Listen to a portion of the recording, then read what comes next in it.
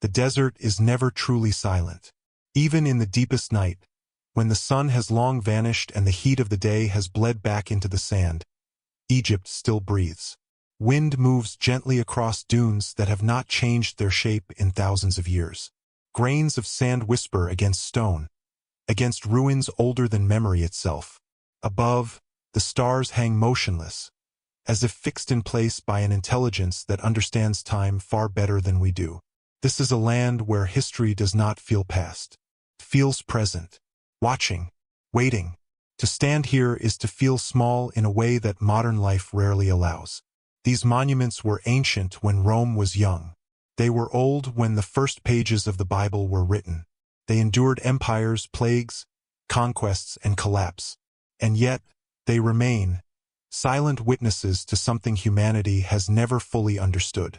Egypt was not merely a civilization.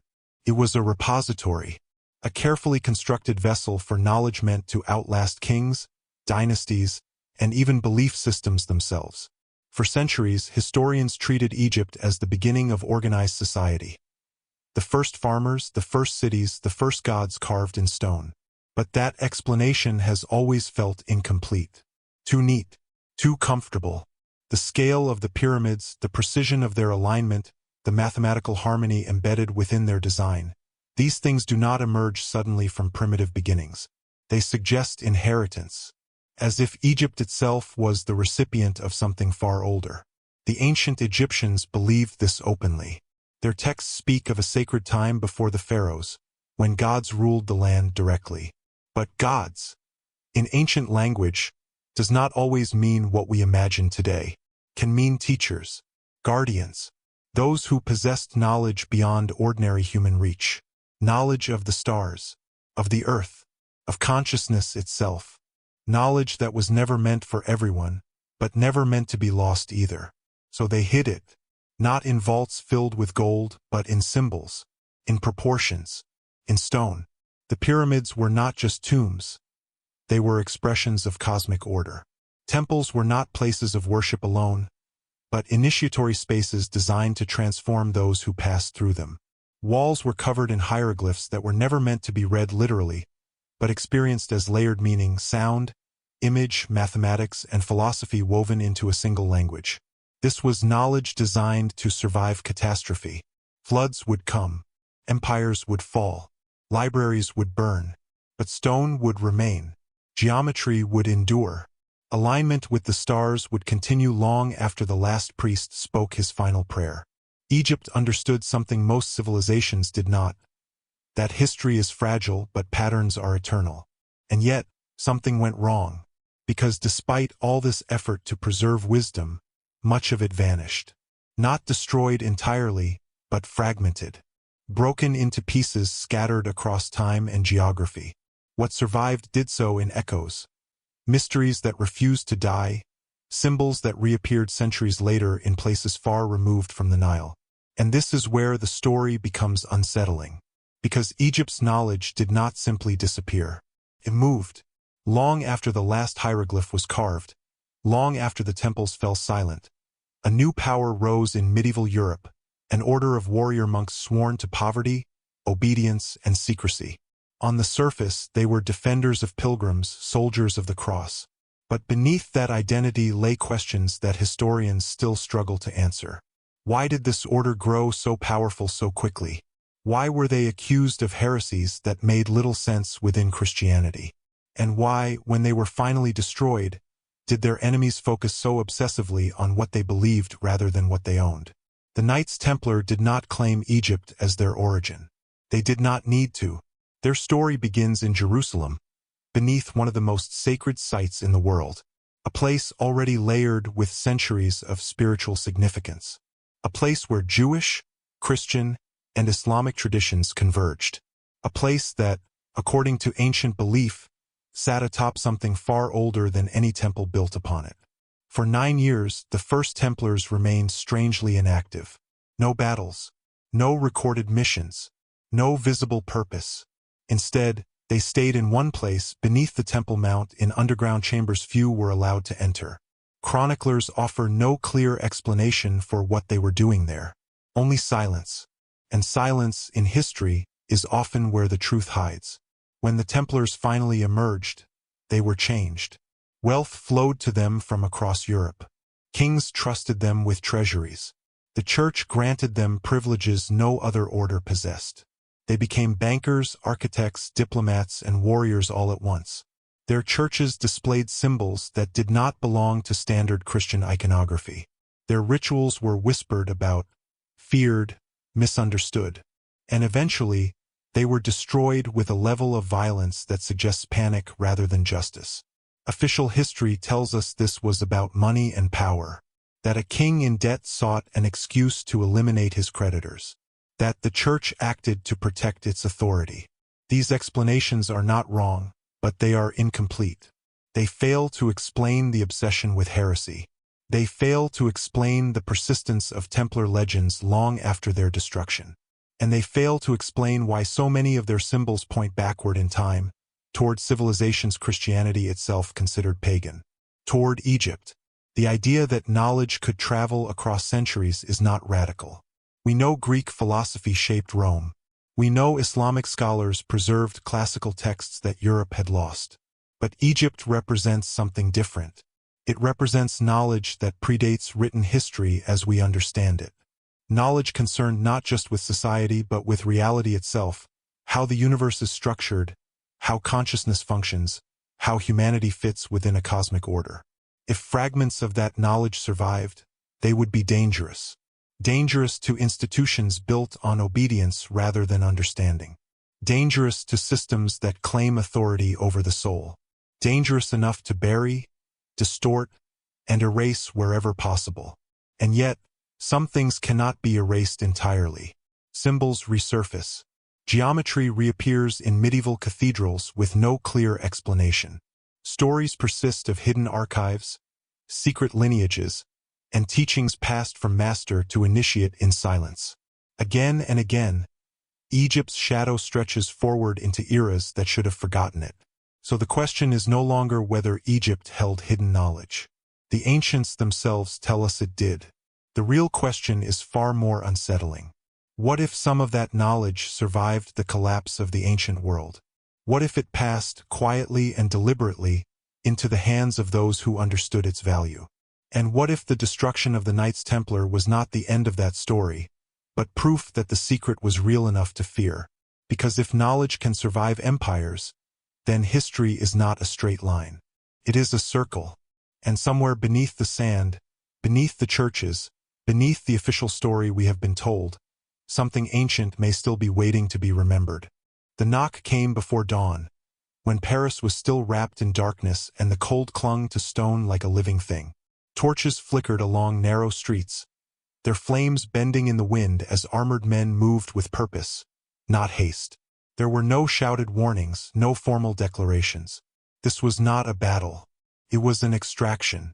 Doors were broken open in unison across the kingdom, and within moments, some of the most powerful men in Europe found themselves bound in chains, accused of crimes so strange they sounded unreal. It was Friday, October 13th, 1307. For years afterward, the date would echo through history like a curse.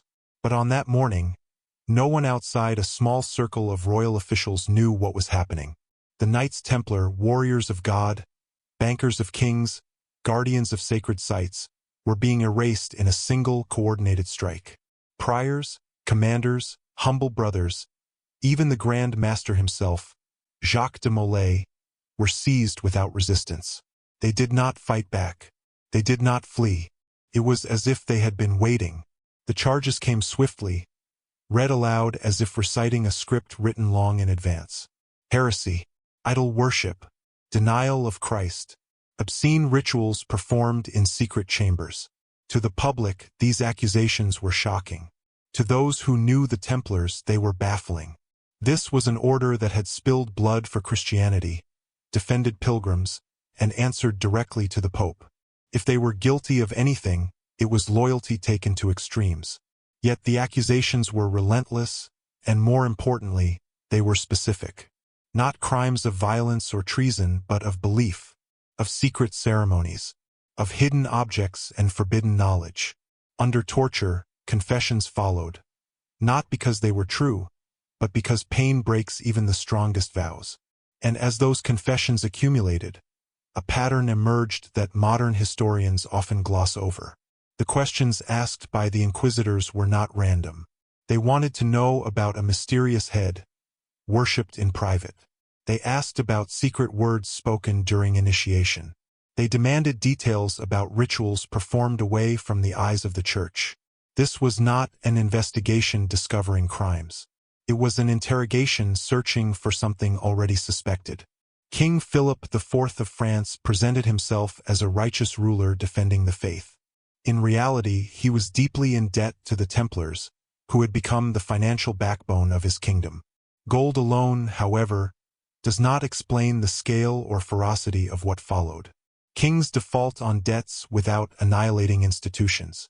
Philip did not merely dismantle the order. He sought to erase its memory, to stain its name beyond redemption. The Church, too, played its role, though reluctantly. Pope Clement V hesitated, aware of the Templars' long service. Yet, under political pressure, the machinery of condemnation began to turn. Councils were convened. Testimonies were collected. Documents vanished. The process felt less like justice and more like containment. And containment only makes sense if something dangerous is involved. As the trials progressed, something strange happened. The Templars did not reveal the kind of secrets one might expect. There were no caches of stolen gold uncovered. No foreign alliances exposed. No plans for rebellion. Instead, the focus remained fixed on belief, on what the Templars thought, what they knew, and what they practiced in private. Why? Because belief shapes reality more powerfully than armies. Throughout history, institutions have tolerated corruption, violence, even tyranny. What they rarely tolerate is an alternative understanding of the world, especially one that bypasses official authority. If the Templars possessed teachings that suggested direct access to divine knowledge, or a spiritual system older and more complete than church doctrine, that would represent an existential threat. And the accusations, as distorted as they were, hint at precisely that. The so-called idol, often described as a bearded head, has puzzled scholars for centuries. Some dismissed it as nonsense extracted under torture. Others suggested it was a relic, perhaps the head of John the Baptist. But there is another possibility, one far less comfortable. That the head symbolized wisdom, consciousness, or initiation, concepts central to ancient mystery traditions. In Egyptian belief, the head was not merely part of the body. It was the seat of the soul's transformation after death. The denial of Christ, another accusation, may not have meant rejection, but reinterpretation. To question the literal narrative was heresy. To suggest symbolic meaning was dangerous. If the Templars understood Christ not only as a savior, but as an initiate into ancient knowledge, knowledge older than Christianity itself, that alone could justify the Church's fear. Even the infamous initiation rituals, described in lurid detail by inquisitors, echo practices found in ancient traditions. Symbolic death and rebirth, the stripping away of identity, the transmission of secret words meant to alter perception rather than affirm dogma. These were not the practices of Satan worshippers. They were the practices of initiates. And initiates are difficult to control. As the trials dragged on, resistance appeared in small but telling ways. Some Templars recanted their confessions once torture ceased. Others held fast, even unto death. Jacques de Molay, after years of imprisonment, stood before the crowds in Paris and declared the order innocent, retracting everything he had been forced to say. Within hours, he was condemned to burn. Eyewitnesses described the execution as unsettlingly calm. De Molay did not scream. He prayed. And before the flames consumed him, he issued a curse, calling the king and the pope to answer before God within the year. Both would be dead soon after. History records this as coincidence. Memory records it as something else. By 1312, the Knights Templar officially ceased to exist. Their properties were seized. Their name was blackened. Their archives disappeared. But the destruction was incomplete. Too rushed. Too panicked. Ships vanished from Templar ports before the arrests. Treasures were never found. Knowledge, if it existed, was not recovered. And perhaps that was the point. The order was destroyed not because its secrets were exposed, but because they were not. Whatever the Templars knew, they took it with them into silence, or passed it on quietly, beyond the reach of kings and popes. The night the order fell was meant to close a chapter. Instead, it opened a mystery that refuses to fade. Because history is rarely shaped by what is written. It is shaped by what someone was desperate enough to erase. And when an institution powerful enough to dominate Europe chooses fear over control, it suggests that the danger was never swords or gold, but something far more enduring. Something that could survive torture, fire, and time itself. Long before crowns were worn and thrones were carved from stone, Egypt already believed itself to be old. Its priests spoke of time not as a straight line, but as a cycle, ages rising and falling like the Nile itself. In their sacred records, there was a clear distinction between the era of the pharaohs and a far earlier age, one so distant it blurred into myth. This was the time they called Zep Tepi, the first time, when the foundations of civilization were laid not by men alone, but by beings who understood the order of the cosmos. To modern ears, these stories sound symbolic, even poetic. But to the ancient Egyptians, they were history. The gods were not abstract forces. They were teachers, lawgivers, and architects of reality. Thoth, the keeper of divine knowledge. Osiris, the king who taught agriculture and moral law. Isis, guardian of hidden wisdom and resurrection. These figures were remembered not only through worship, but through instruction. Knowledge flowed from them into humanity, shaping society from the very beginning. What makes this belief remarkable is how deeply it influenced Egyptian culture. Unlike many ancient civilizations that glorified conquest, Egypt obsessed over preservation. They embalmed bodies, aligned temples with stars, and carved their knowledge into stone with a patience that suggests they were thinking far beyond their own lifetimes. This was not the behavior of a culture improvising its way forward. It was the behavior of one safeguarding an inheritance. Archaeology tells us that Egypt emerged suddenly. Agriculture, writing, monumental architecture, complex religion, all appear within a relatively short span of time. There is no clear trail of gradual experimentation, no long record of trial and error. Instead, there is a leap, as if a switch had been thrown. This anomaly has troubled scholars for generations. Civilizations are expected to develop slowly, building upon small innovations. Egypt did not follow that pattern.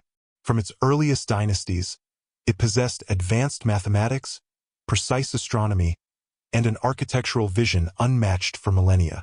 The Great Pyramid alone encodes knowledge of the Earth's dimensions, cardinal directions, and celestial cycles with an accuracy that defies conventional explanations.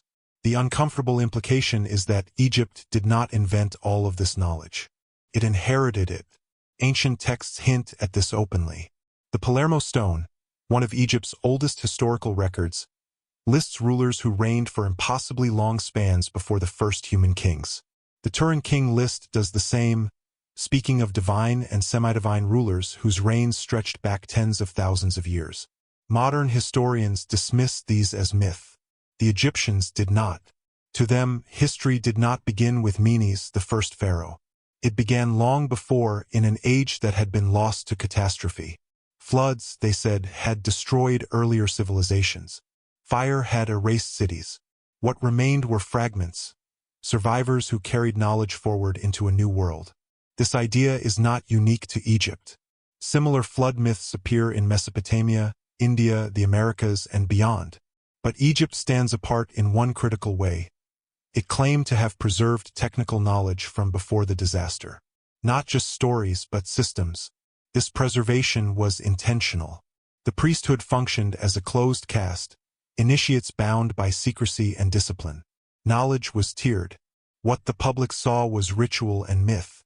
What the initiates learned was mathematics, astronomy, medicine, and metaphysics.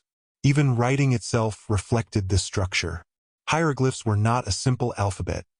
They were layered symbols capable of carrying multiple meanings at once. One image could be a sound, a word, a number, and a philosophical concept simultaneously. This was a language designed to conceal as much as it revealed. The temples were built as machines of meaning. Their layouts followed sacred proportions. Their inner sanctuaries were dark, narrow, and deliberately disorienting, guiding the initiate inward rather than outward. Light entered at specific times of year, illuminating statues or chambers only during precise celestial alignments. This was not religious decoration. It was applied cosmology. Egyptian religion itself revolved around knowledge of the afterlife, not as blind faith but as a process. The soul did not simply ascend. It was tested, weighed, transformed. The famous weighing of the heart was not just moral judgment. It was a metaphor for balance, harmony, and alignment with cosmic law, known as Ma'at. To live rightly was to live in accordance with universal order. This concept of a universe governed by intelligible laws that could be known and aligned with is foundational. It suggests that human consciousness was not meant to be passive, but participatory. Through knowledge, one could transcend death itself. This belief underpinned the entire civilization. And it was dangerous, because knowledge that grants independence from fear, especially fear of death, cannot be easily controlled. Egypt understood this and took precautions. Sacred texts were restricted. Initiations were selective. Knowledge was framed as something to be earned, not given. Even so, time erodes all safeguards. As centuries passed, invaders came. The Hyksos, the Assyrians, the Persians, the Greeks, the Romans. Each took something from Egypt: art, symbols, ideas. Some took texts, some took teachers. Alexandria became a beacon of learning, drawing scholars from across the ancient world. And when that library burned, humanity lost an incalculable portion of its intellectual inheritance. But not all of it. Some knowledge had already moved. Some had been translated, reinterpreted, absorbed into new traditions. Greek philosophy carries unmistakable Egyptian influence.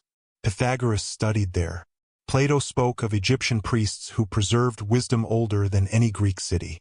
Hermetic teachings, attributed to Hermes Trismegistus, a fusion of the Greek Hermes and the Egyptian Thoth, emerged as a bridge between worlds, blending spirituality with science. This tradition emphasized hidden knowledge accessible only to the initiated. It spoke of correspondences between the macrocosm and microcosm, as above, so below, concepts that would later resurface in alchemy, mysticism, and secret societies. As Christianity rose, much of this older knowledge became suspect. Pagan philosophies were labeled heretical. Temples were closed. Statues were defaced. Yet total destruction proved impossible. Ideas do not burn as easily as books. They migrate, adapt, disguise themselves. By the time medieval Europe emerged from the collapse of Rome, fragments of ancient wisdom still lingered, encoded in Arabic texts, preserved in monasteries, whispered among scholars and mystics. Most people could not read. Fewer still could interpret symbols. Knowledge once again belonged to the few, and Egypt's shadow remained, because the core question had never been answered. If Egypt inherited knowledge from a lost age, who were its original guardians? And if Egypt itself fell, where did those guardians go next? The notion that knowledge could survive multiple civilizational collapses suggests continuity beyond nations or religions. It suggests a lineage not of blood, but of understanding. Teachers passing to students, initiates to initiates, across languages, borders, and centuries. This is the world into which the Knights Templar would later step, unknowingly or not. A world where Jerusalem, Alexandria, and ancient Egypt formed a triangle of sacred geography. A world where temples were built upon older temples, and truths were buried beneath layers of doctrine. Egypt before the pharaohs was not a primitive age struggling toward enlightenment. It was, according to its own memory, a remnant of something greater that had already been lost once before. And civilizations that remember such loss rarely stop trying to recover what came before. If that recovery succeeded, even partially, then history as we understand it is missing a chapter. Not because it never existed, but because it was never meant for everyone. And somewhere between myth and stone, between gods and men, Egypt may still be speaking quietly, patiently, to those who know how to listen. To the untrained eye, the walls of ancient Egypt are simply beautiful. Rows of figures carved in profile, animals frozen in motion, symbols repeated with almost hypnotic regularity. But this surface beauty hides something far more deliberate. The Egyptians did not carve their walls to decorate them. They carved them to speak across time, using a language designed to survive misunderstanding, conquest, and forgetting. This was not writing in the modern sense. It was a system of layered meaning, a code that could be read on many levels at once. Hieroglyphs were never meant to be fully accessible. Even in ancient Egypt, only a small priestly class truly understood them. To the public, they told stories of gods and kings. To initiates, they conveyed mathematics, cosmology, and metaphysical principles. A single symbol could function as a sound, an object, a number, and an idea simultaneously. Meaning shifted depending on who was looking, and how deeply they had been trained to see. This was not accidental. It was a safeguard. The Egyptians believed knowledge had weight. Used correctly, it brought harmony. Used carelessly, it brought destruction. So they embedded wisdom into form rather than explanation. Instead of writing equations, they built them. Instead of describing cosmic order, they aligned stone with stars. Instead of preaching philosophy, they encoded it into myth and ritual. Sacred geometry was the backbone of this system. Every temple, every pyramid, every statue was constructed according to precise ratios that mirrored patterns found in nature. These proportions governed the growth of plants, the spiral of galaxies, the rhythm of the human body. By building according to these laws, Egyptian architecture became a reflection of the universe itself. The Great Pyramid is the most famous example, but it is far from the only one. Its base aligns almost perfectly with true north, an accuracy modern builders still struggle to achieve. Its dimensions encode the Earth's circumference and the relationship between the planet and the stars. These are not coincidences. They are signatures. The pyramid was not a tomb in the conventional sense. There are no inscriptions inside, no mummies, no funerary art. Instead, there is geometry, silence, and precision. Its internal chambers form a pathway, a symbolic ascent. Many scholars now believe it functioned as an initiatory structure, not for the dead, but for the living. A place where consciousness was meant to be altered, refined, elevated. Egyptian temples followed the same principle. They were not gathering spaces for congregations. They were experiential journeys. As one moved inward, ceilings lowered, corridors narrowed, and light diminished. The initiate was forced to leave the outer world behind, entering darkness, silence, and introspection. At the heart of the temple lay the sanctuary, where only the most prepared could enter. There, knowledge was not spoken, it was encountered. Even the positioning of statues mattered. Gods were not placed randomly. They faced specific directions, aligned with solstices, equinoxes, and stellar events. Certain statues were illuminated only once a year, when sunlight penetrated deep into the temple at a precise angle. These moments were not symbolic celebrations. They were confirmations that the structure remained in harmony with cosmic order. This is why Egypt obsessed over permanence. Stone was chosen because it resisted decay. Geometry was chosen because it transcended language. Symbols were chosen because they could be reinterpreted without losing their core meaning. The Egyptians were not trying to preserve stories. They were trying to preserve understanding. And understanding, unlike belief, does not require faith. At the heart of this system was the concept of Ma'at, the universal principle of balance, truth, and order.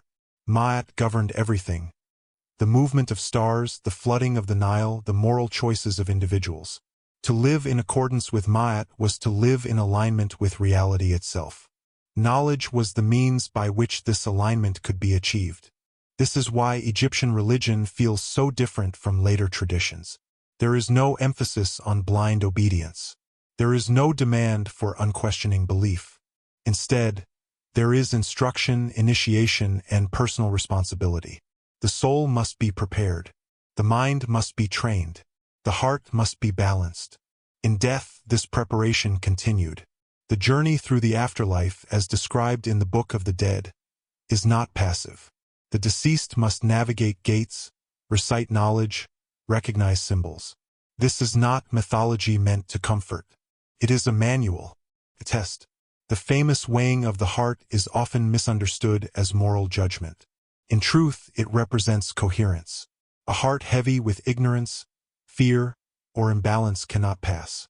Knowledge lightens the soul, not intellectually, but existentially. It brings harmony.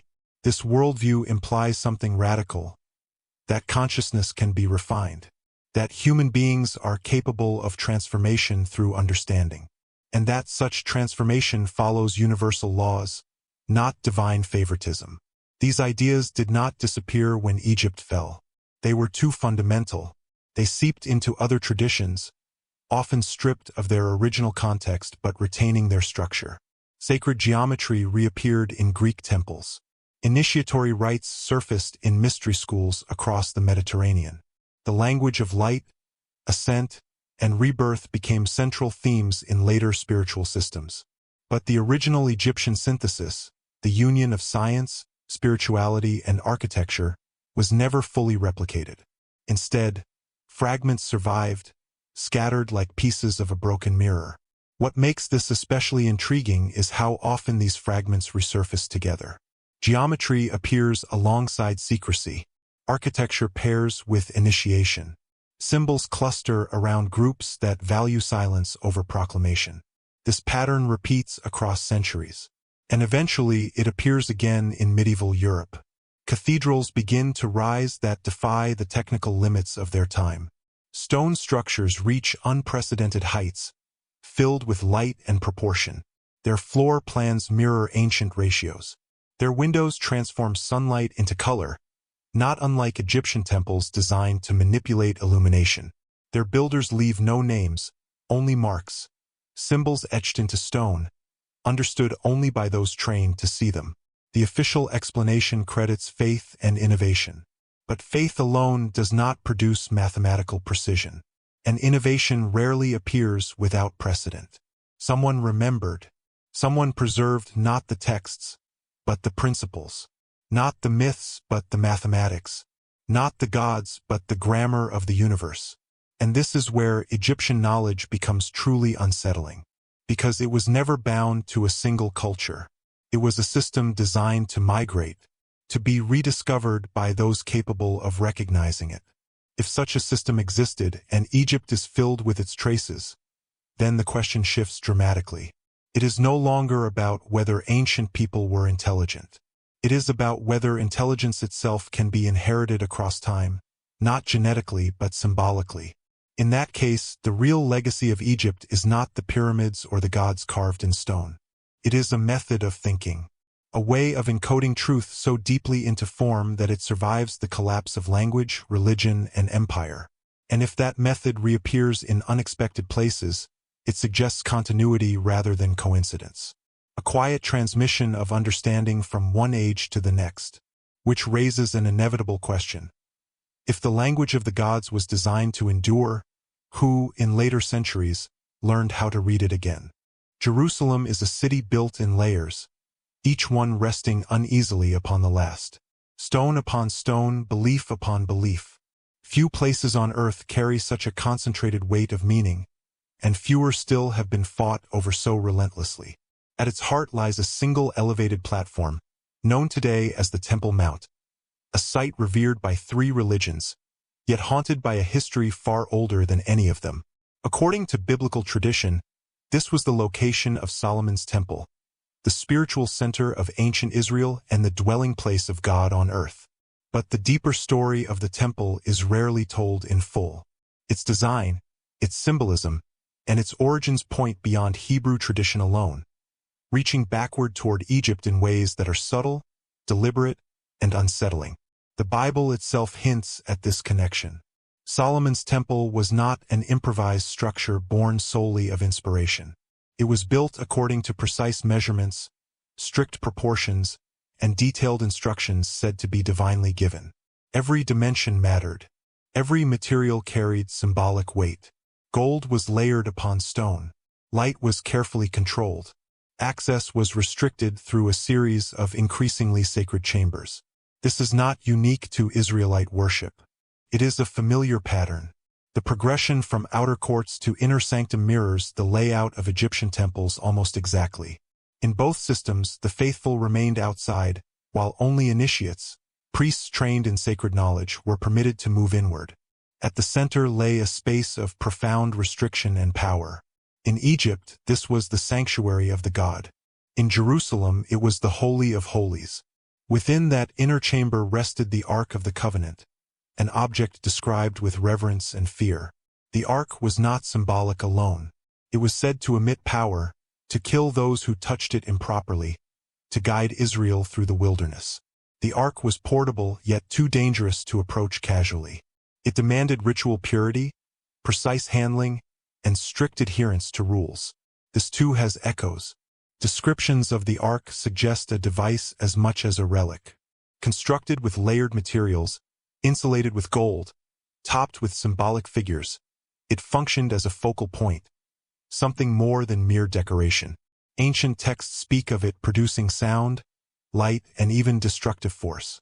Later traditions would reinterpret these passages metaphorically, but earlier audiences may have understood them differently. Where did the knowledge to create such an object originate? The biblical narrative provides a clue in a place often overlooked. Before leading the Israelites, Moses was raised in the Egyptian royal household. He was educated as an Egyptian, trained in the sciences, rituals, and priestly knowledge of the time. When he fled Egypt, he did not leave empty-handed. He carried with him an understanding of how sacred power was conceptualized, contained, and controlled. The structure of Israelite ritual law also reflects Egyptian influence. Concepts of ritual purity, sacred garments, restricted access to divine space, and the central role of a priestly caste are all deeply embedded in Egyptian religious practice. This does not diminish the uniqueness of Israelite faith. It reveals its inheritance. Solomon's temple, then, was not a rejection of Egyptian tradition, but a transformation of it. Ancient knowledge was adapted to serve a new theology.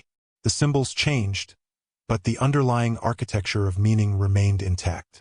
And architecture, more than text, is where this continuity becomes undeniable. The temple was oriented precisely. Its layout followed cosmic symbolism. Its pillars, Jachin and Boaz, stood not merely as structural supports, but as metaphysical statements. Stability and strength, duality and balance, concepts central to Egyptian cosmology, reinterpreted through a monotheistic lens. Even Solomon himself is portrayed not simply as a king, but as a sage, one who possessed wisdom beyond ordinary men. He spoke of nature, of animals, of the movement of the heavens. Wisdom in the ancient world was not abstract philosophy. It was applied knowledge of the universe's order. This wisdom tradition did not end with Solomon's death. It became the foundation of a lineage, scribes, priests, and initiates who preserved sacred knowledge within Israelite society. Much of this knowledge was later lost or fragmented through conquest and exile, but traces remained, encoded in texts, rituals, and legend. When the Babylonians destroyed the first temple, something more than a building was lost. The Ark vanished from history. No definitive account records its fate. Some traditions claim it was hidden. Others say it was taken. Still others suggest it was never in the temple when it fell. This absence created a vacuum, a missing center around which speculation would swirl for centuries. When the second temple was built, it lacked the Arkansas. The Holy of Holies stood empty. Ritual continued, but something essential was gone. The power that once resided at the center of worship had vanished, leaving behind structure without substance. By the time of the Roman occupation, Jerusalem was no longer the city Solomon knew. Yet beneath the surface, layers of older sanctity remained. Beneath the Temple Mount lay chambers, tunnels, and foundations dating back to the earliest phases of construction, and perhaps earlier still. It was here, in the aftermath of the First Crusade, that a small group of knights took up residence. They called themselves the poor fellow soldiers of Christ and of the Temple of Solomon. The name alone is revealing. They did not associate themselves with the Second Temple or with Rome, but with Solomon, an ancient source of wisdom. For nearly a decade, they remained in Jerusalem, strangely inactive. They fought no battles. They undertook no pilgrimages. Instead, they were granted quarters on the Temple Mount itself. Beneath their feet lay the ruins of Solomon's temple, and perhaps something even older. Chroniclers are silent on what they did during those years. But silence once again invites questions. The Temple Mount had been restricted for centuries. Access to its underground spaces was rare and tightly controlled. If the Templars were excavating, they were doing so in a place saturated with layered history, Hebrew, Roman, and possibly Egyptian by inheritance. If they found anything, it would not have been random treasure. It would have been knowledge, texts, symbols, objects whose meaning had been forgotten but not erased. The Templars' sudden rise after leaving Jerusalem has never been adequately explained. Wealth alone does not account for the authority they gained. They were entrusted with kings' fortunes, with sacred relics, with the construction of monumental buildings across Europe. Such trust is not given lightly. Trust is given to those who appear to understand something fundamental. If the Temple of Solomon represented a bridge between Egyptian knowledge and Hebrew faith, then the Templars may have stumbled upon the remains of that bridge, not as conquerors but as inheritors. Men trained to obey, to remain silent, to protect rather than proclaim. And if that is true, then the Temple Mount was not merely the birthplace of the Templars. It was a transmission point, a place where ancient knowledge, buried beneath layers of belief, was rediscovered by those prepared to carry it forward. Because some knowledge does not belong to a single religion or people. It belongs to history itself. And when it resurfaces, it has a way of reshaping everything that comes after. They were only 9 men. No banners announcing their arrival. No great army behind them. Just 9 knights who took vows of poverty, chastity, and obedience, and called themselves the poor fellow soldiers of Christ. On the surface, they appeared insignificant. Too small in number to defend pilgrims, too poor to matter in the brutal politics of the Crusader states. Yet history would remember them not for what they did in public, but for what they did in silence. For nearly 9 years after their founding in 1119, the Knights Templar left almost no trace of military activity. This absence is one of the most overlooked and most revealing facts in their story. Medieval chroniclers, who were eager to record battles, miracles, and bloodshed, tell us almost nothing about Templar exploits during this period. There are no major campaigns attributed to them, no heroic defenses, no pilgrim routes secured by force. Instead, the Templars remained in one place, Jerusalem, and more specifically on the Temple Mount. They were granted quarters in what was believed to be the ruins of Solomon's temple. To later historians, this seemed like a symbolic gesture. To those who understood ancient tradition, it was something far more consequential. The Temple Mount was not simply sacred ground. It was layered ground. Beneath the visible structures lay older foundations, underground chambers, and forgotten passageways sealed by time and conquest. This was not speculation. Even medieval writers acknowledged the presence of vast substructures beneath the mount, and the Templars had access to them. The King of Jerusalem, Baldwin II, did not give this privilege lightly. The Temple Mount was the most sensitive religious site in the city. Granting 9 foreign knights free movement within it made no practical sense, unless their purpose was not military at all. Unless they were there to search. What they may have been searching for has fueled centuries of speculation, but speculation exists because the silence is so complete. No records detail their activities. No inventories list their findings. No official reports explain their prolonged absence from combat. It is as if the Templars deliberately stepped outside recorded history during these years. And deliberate silence is rarely empty. The Templars were not uneducated men. Many were of noble birth, trained not only in warfare but in discipline, memory, and loyalty. They answered to no local authority, only to their own order and, eventually, directly to the Pope. This autonomy allowed them to operate beyond normal oversight. If they were excavating beneath the Temple Mount, they could do so without interference and without witnesses. The location itself adds to the mystery. Solomon's temple, according to ancient descriptions, was built upon an earlier sacred platform.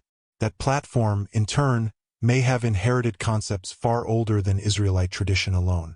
As explored earlier, Hebrew sacred architecture carried unmistakable Egyptian influence.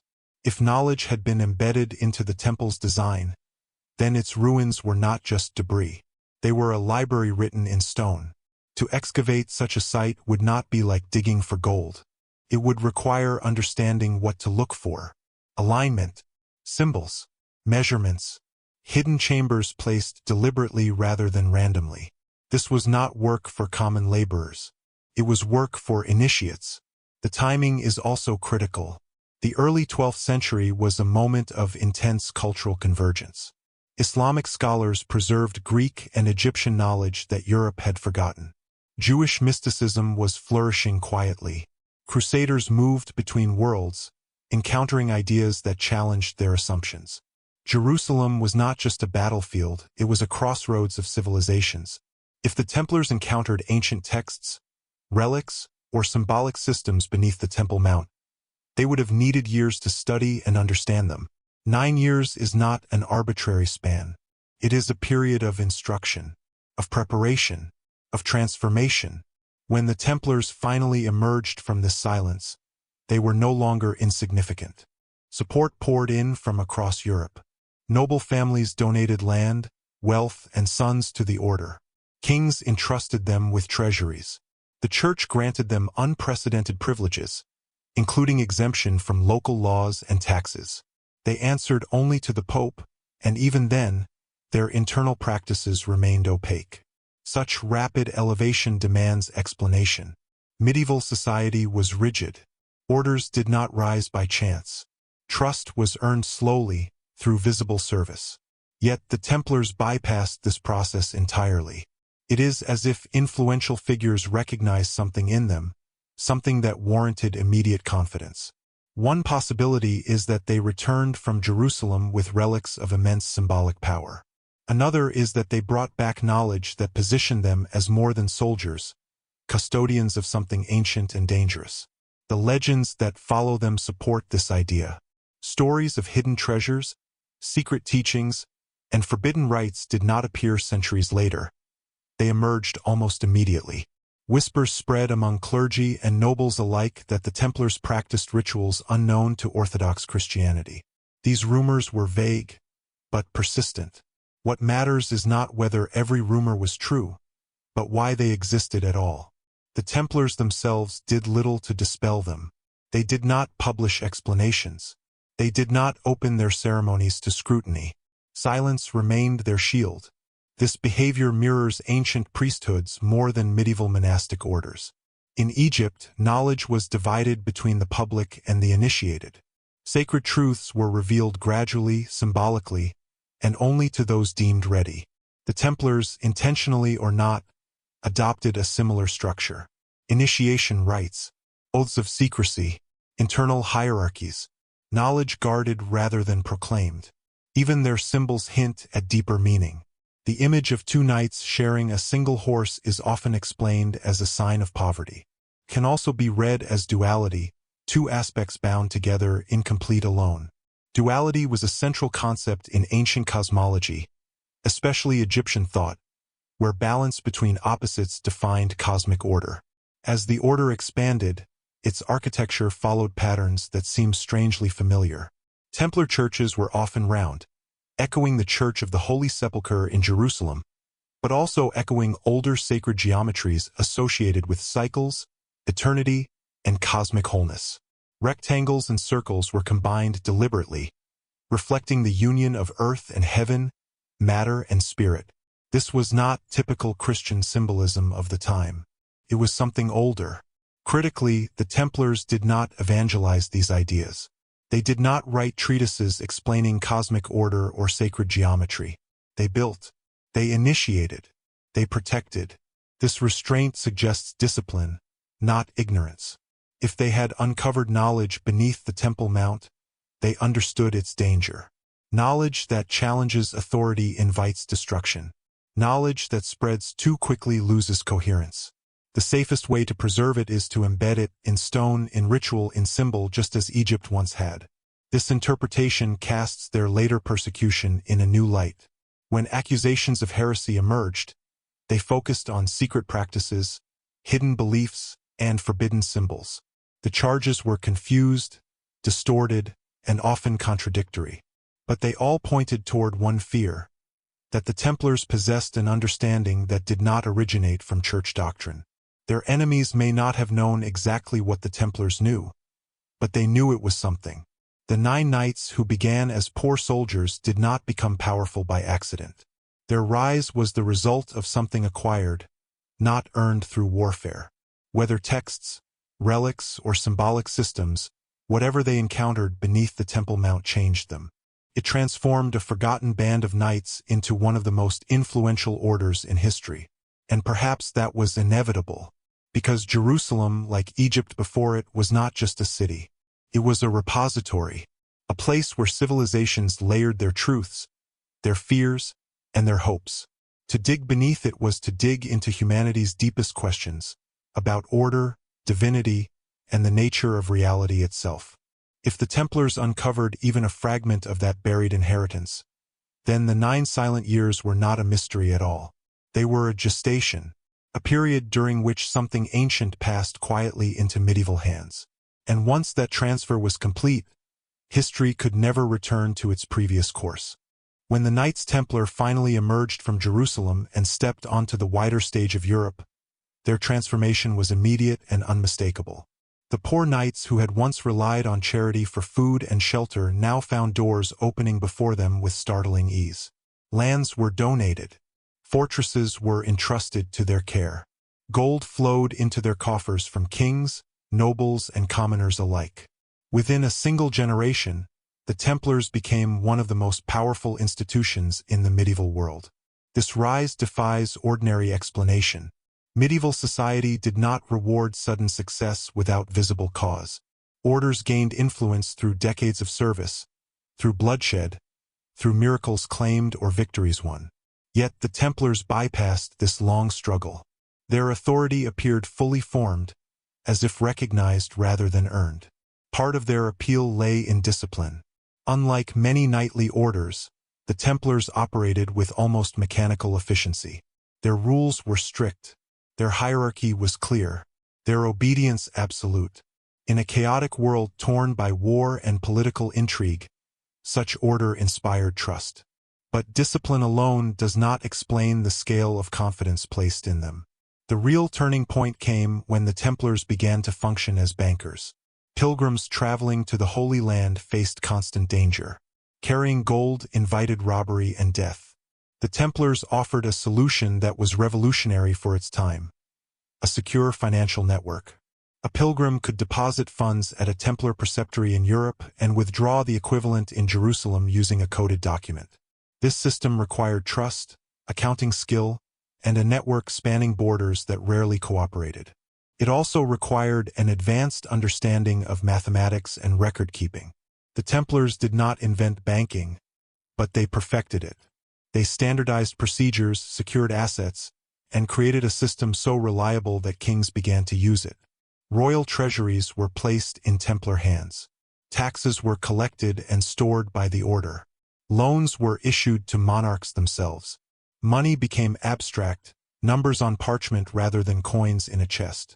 This shift marks a profound change in economic thinking, one that would eventually reshape Europe. The Templars were not merely soldiers. They were architects of a new financial reality. Such innovation did not arise in a vacuum.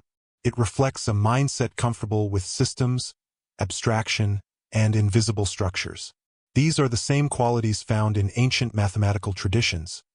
Knowledge that views the world as governed by underlying order rather than surface chaos. As their wealth grew, so did their physical presence. Templar fortresses rose across Europe and the Middle East, constructed with remarkable consistency. Their architecture was functional, but it also carried symbolic weight.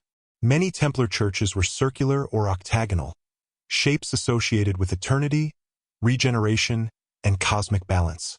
These forms were unusual in Western Christian architecture but deeply resonant with older sacred traditions. The layout of these structures often followed precise geometric principles. Ratios were repeated across vast distances, suggesting a shared blueprint.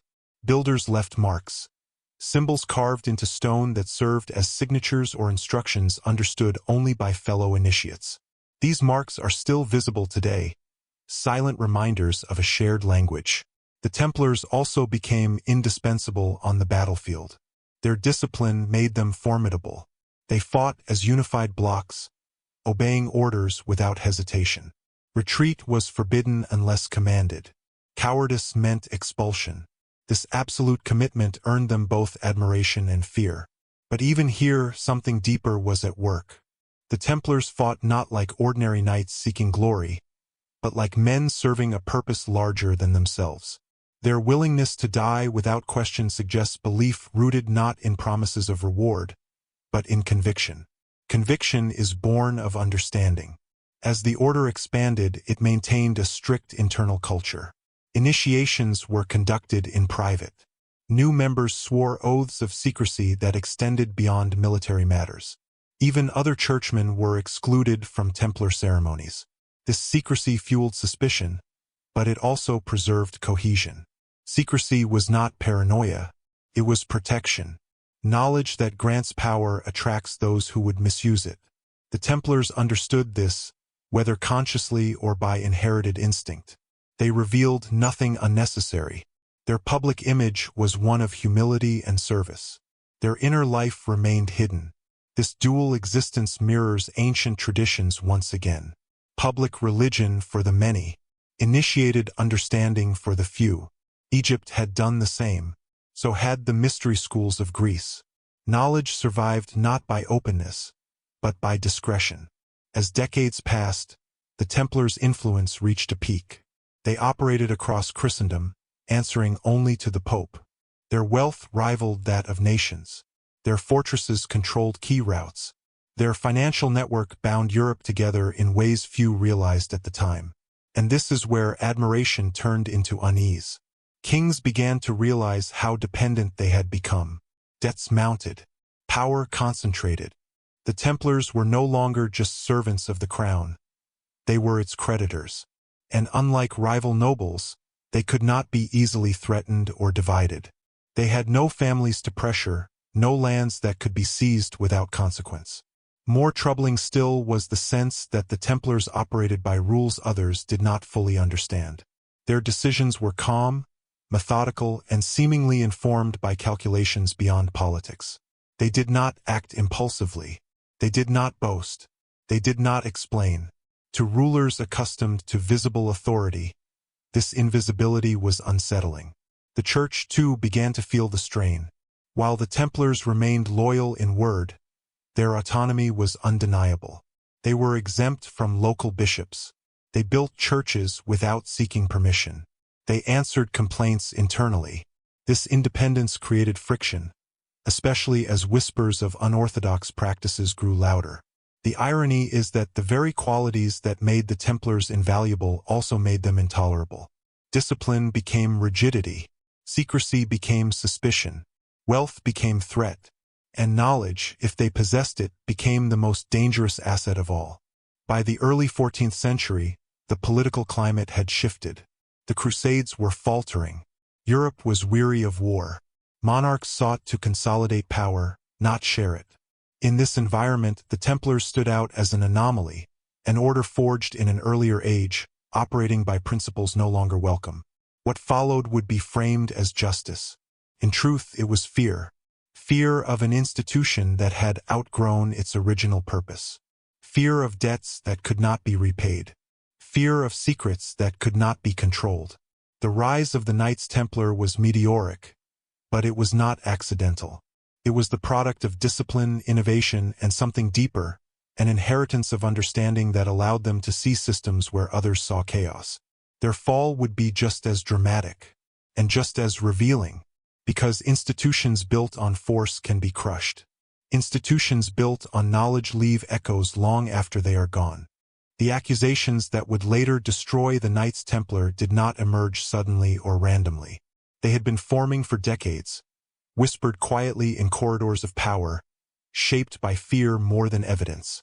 Long before arrests were made, there was an unspoken understanding among certain churchmen and rulers that the Templars were different. Not corrupt, not disloyal, different in a way that was far more difficult to confront. At the center of these suspicions lay the idea of a secret doctrine. Medieval Christianity was built on visibility, public confession, public ritual, public obedience. Faith was meant to be seen, regulated, and enforced. The Templars violated this structure by necessity. Their initiations were private. Their internal teachings were restricted. Their vows bound them not only to obedience, but to silence. Even members of the clergy were excluded from their ceremonies. This alone was enough to provoke unease. But the rumors went further. It was said that during initiation, new brothers were taught things that contradicted orthodox belief. That sacred words were spoken in private that could not be repeated publicly. That symbols were used whose meanings were never explained to outsiders. These claims, distorted and exaggerated over time, were later framed as evidence of heresy. Yet when examined carefully, they resemble something else entirely: an initiatory system. Initiation is not instruction. It is transformation. Ancient mystery traditions operated on this principle. Knowledge was not delivered as doctrine, but experienced through ritual, symbolism, and ordeal. The initiate did not simply learn new ideas. He became someone capable of understanding them. This process was gradual, controlled, and irreversible. The Templars appear to have adopted a similar model. Initiation into the order was not a simple oath of loyalty. It was a passage from one state of being into another. The candidate was separated from his former identity, subjected to questioning, tested for resolve, and bound by vows that carried spiritual weight. What followed was never described in detail by those who experienced it, which suggests that the experience itself mattered more than its explanation. The Church later accused the Templars of denying Christ during initiation. This charge has puzzled historians for centuries. Why would an order founded to defend Christianity require its members to reject it? Under torture, some Templars confessed to symbolic acts of denial, spitting near a cross, renouncing Christ verbally. These confessions are often dismissed as fabrications produced by pain. But symbolism matters. In many ancient traditions, symbolic denial is not rejection. It is transcendence. The initiate symbolically abandons the surface understanding of belief to access a deeper one. This does not negate faith. It reframes it. Such practices would be incomprehensible and intolerable to an institution that equated salvation with literal adherence. Another accusation concerned the worship of an idol, often described as a severed head with a beard. The name Baphomet later became attached to this image, though its origins are unclear. Inquisitors struggled to describe it consistently. Some said it spoke. Some said it granted wealth. Others said it was kissed during rituals. Taken literally, these claims are absurd. Taken symbolically, they become intriguing. The head has always been a powerful symbol in ancient philosophy. It represents intellect, consciousness, and the seat of transformation. In Egyptian belief, the head was essential to the soul's survival after death. Decapitation symbolized loss of identity. Preservation of the head symbolized continuity of awareness. If the Templars used a symbolic head in ritual, it may have represented wisdom itself, the cultivated mind freed from illusion. Such symbolism would be deeply threatening to a church that claimed exclusive authority over spiritual truth. There were also accusations of secret words spoken during initiation. These words were said to carry power, to bind initiates together, and to mark them as separate from the uninitiated world. Again, this mirrors ancient practice. Sacred names, sounds, or phrases were used not for communication, but for alignment tools to focus consciousness and reinforce identity within a closed system. The Church labeled this sorcery. Ancient traditions called it discipline. What must be emphasized is that the accusations against the Templars focus almost entirely on belief and ritual, not on action. They were not accused of planning rebellion. They were not charged with treason. They were accused of knowing something they should not. This distinction matters. Institutions built on power fear alternative power structures. Institutions built on belief fear alternative belief systems even more. If the Templars possessed a doctrine that allowed initiates to understand spirituality without intermediaries, then the Church's role as gatekeeper was undermined. The Templars never articulated such a doctrine publicly, but their behavior suggests internal cohesion built on shared understanding rather than shared dogma. They obeyed without question. They accepted death calmly. They did not bargain when accused. These are not the actions of men clinging to fragile belief. They are the actions of men grounded in conviction. Conviction forged through initiation. The structure of the order reinforces this idea. Advancement within the Templars was not based solely on seniority or noble birth. It depended on trust and demonstrated discipline. Knowledge, if it existed, would have been tiered, revealed gradually as the initiate proved himself capable of bearing it. This mirrors the ancient Egyptian priesthood almost exactly. In Egypt, sacred knowledge was divided into degrees. The outer rituals were public. The inner teachings were reserved for those who passed years of preparation. Knowledge was not democratized. It was safeguarded, not out of arrogance but out of necessity. Misunderstood knowledge could destroy both the student and society. If the Templars inherited even fragments of this approach, it explains both their effectiveness and the fear they inspired. Their critics did not need proof. They needed a narrative. Heresy provided one. Once the label was applied, everything else followed. Symbols were reinterpreted as idols. Silence became guilt. Discipline became conspiracy. Torture produced confessions tailored to inquisitors' expectations. Truth became irrelevant. And yet, even under extreme suffering, many Templars resisted. Some refused to confess at all. Others retracted their statements once torture ceased. A few chose death rather than compliance. These choices suggest something deeper than loyalty to an institution. They suggest loyalty to understanding. The tragedy is that we may never know precisely what the Templars believed. The sources are compromised. The records are hostile. The voices of the accused were filtered through pain and fear. But absence of clarity does not mean absence of substance. What remains is pattern, secrecy, initiation, symbolism, discipline, architecture, geometry, silence. These are not random traits. They belong to a lineage of thought older than Christianity, older than Rome, older even than Israelite tradition.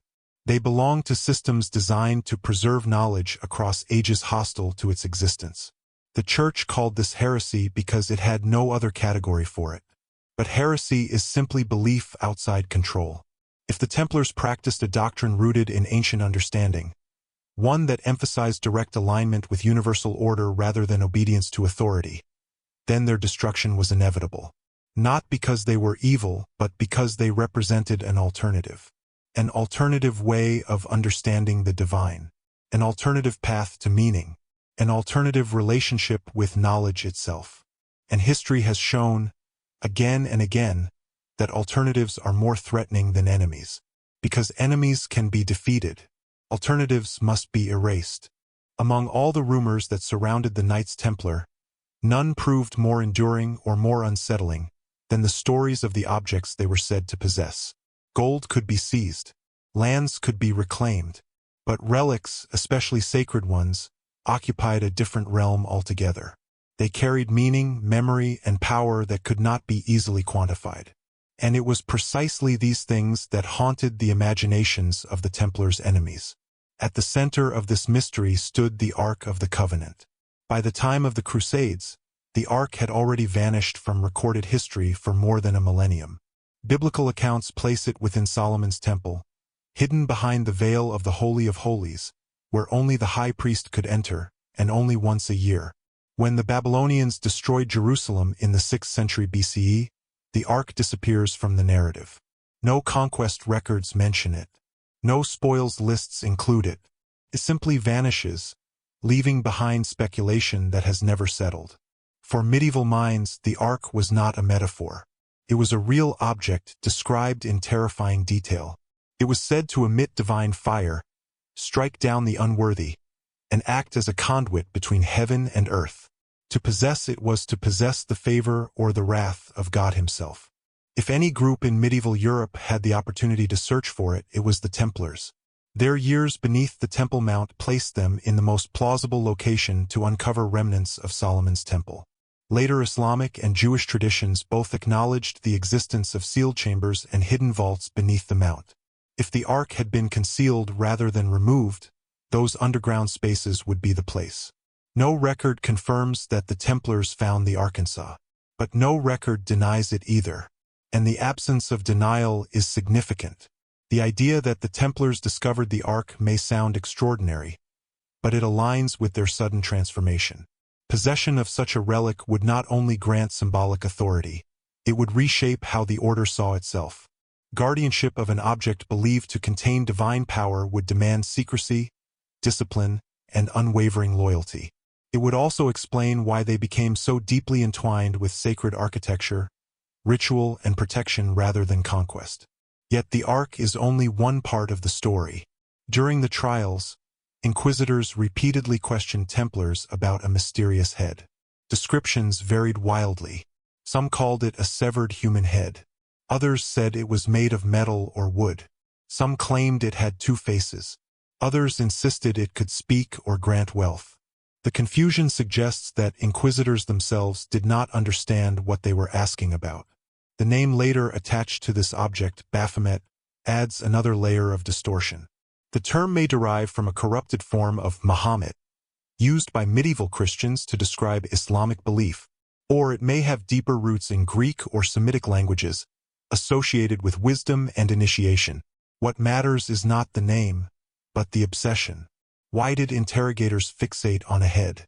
In ancient symbolism, the head represents far more than physical anatomy. It is the seat of reason, perception, and identity. In Egyptian belief, preservation of the head was essential for the soul's survival. The opening of the mouth ceremony, performed on statues and mummies, symbolically restored consciousness, allowing the Ka to function in the afterlife. If the Templars possessed a symbolic head, whether a relic, an icon, or a ritual object, it may have represented awakened understanding, not worshipped as a god, but revered as a symbol of knowledge itself. Such symbolism would be incomprehensible to medieval inquisitors trained to think in binaries, orthodox or heretical, sacred or profane. A symbol that did not fit neatly into Christian categories became suspect by default. Then there is the stone. Less famous than the Ark or the head, but perhaps more revealing, are the persistent references to sacred stones in Templar legend. Stones that fell from heaven. Stones that granted wisdom. Stones that marked chosen places. These motifs echo across cultures. In Egypt, the Benben stone symbolized the primordial mound from which creation emerged. In Israelite tradition, Jacob's stone became a pillar linking heaven and earth. In Islamic tradition, the black stone of the Kaaba serves a similar role. Stones endure. They outlast civilizations. They carry memory in a way that words cannot. The Templars were master builders. Stone was their medium. Their churches, fortresses, and commanderies were constructed with extraordinary care, often on sites of earlier sacred significance. This suggests sensitivity to place, an understanding that some locations resonate differently than others. If they encountered a sacred stone beneath the Temple Mount, its importance would not lie in its material value, but in what it represented: continuity, a link between ages, a marker of alignment between human order and cosmic order. These three elements, the Ark, the head, and the stone, form a symbolic triad: power, knowledge, and foundation. Together, they echo ancient cosmologies where creation is understood through structure rather than narrative. They are not objects to be displayed. They are objects to be guarded. And guarded they were. When the Templars were arrested, no great relics were produced as evidence. No Ark was unveiled. No idol was displayed before the public. No sacred stone was paraded through the streets. This absence has been interpreted as proof that the legends were false. Another interpretation is more troubling. What if the relics were never meant to be seen? The Templars had advance warning of their arrest. Ships vanished from their ports. Treasures disappeared. Archives were lost. If they possessed sacred objects, they would have been the first things secured, moved, or hidden, not to preserve wealth, but to protect meaning. Some traditions place these relics in Scotland, others in Portugal, others still in the East. None can be proven, but the persistence of the stories suggests that something tangible lay at their core. It is also possible that the relics were never singular objects at all, that the ark, the head, and the stone were symbolic references to a system of understanding. The ark as container of law, the head as awakened consciousness, the stone as foundation of reality. In this view, the relics were teachings, not things. This interpretation aligns with how ancient knowledge was often described, through metaphor, not literal inventory. Sacred objects functioned as teaching tools, their power activated through understanding rather than possession. If the Templars adopted this symbolic framework, it explains the confusion of their accusers. Inquisitors searched for objects. The Templars guarded meanings. Torture extracted descriptions, but not comprehension. And so the legends grew distorted. Gold was never found because gold was never the prize. Idols were never produced because idols were never worshipped. The true treasure was coherence, an integrated understanding of cosmos, consciousness, and order. Such understanding cannot be confiscated, can only be forgotten. The tragedy of the Templar relics is not that we do not know where they are. It is that we may be asking the wrong question entirely. We search for chests and vaults, while the real legacy may have been embedded into stone, ritual, and discipline, just as Egypt once did. If so, then the relics were never lost.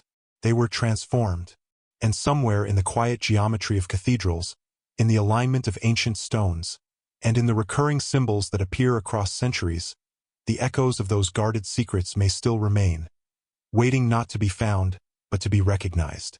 Walk into a great medieval cathedral and the sensation is immediate. Sound softens. Light fractures into color. Stone seems to rise effortlessly, defying its own weight. There is an instinctive feeling that you have entered a space governed by rules different from the outside world. This reaction is not accidental. These structures were designed to alter perception, to guide the mind toward stillness and awe. And beneath their beauty lies a precision that should not exist in the age that built them. For centuries, historians credited faith and ingenuity for these achievements. They spoke of trial and error, of gradual improvements in engineering. Yet when the measurements are examined closely, another story begins to emerge. One of intention rather than improvisation. One of knowledge applied with confidence rather than discovery through accident. The proportions of many Gothic cathedrals follow mathematical ratios that echo ancient systems. The relationship between height and width, nave and transept, window and wall often align with harmonic principles found in nature. These ratios are not arbitrary. They reflect the same mathematical relationships seen in the growth of plants, the spiral of shells, and the motion of celestial bodies. Such consistency across different regions and generations suggests a shared understanding. Builders separated by hundreds of miles, working decades apart, employed the same invisible framework. This implies transmission of knowledge, not coincidence. One of the most striking features of these cathedrals is their orientation. Many are aligned with the rising sun on specific feast days, often corresponding to solstices or equinoxes. Light enters through carefully positioned windows, illuminating altars or statues at precise moments. This manipulation of light mirrors practices found in ancient temples, where illumination marked sacred time rather than mere decoration. Light in these spaces becomes a teaching tool. In Egypt, temples were constructed so that sunlight would penetrate deep into the sanctuary only on significant days, activating the space with meaning. The same principle appears in medieval Europe, where cathedrals become instruments for tracking cosmic cycles. This is not typical of Christian worship, which emphasizes narrative and scripture over astronomical alignment. The use of sacred geometry reinforces this connection. Circles, squares, and triangles are not merely aesthetic choices. They represent fundamental relationships, eternity, stability, and harmony. Many cathedral floor plans embed these shapes into their design, often invisibly. A worshipper may never consciously notice them, yet their presence shapes the experience. The rose window is a perfect example. More than stained glass, it is a mandala, a visual meditation on order and symmetry. Its radiating patterns draw the eye inward, encouraging contemplation rather than instruction.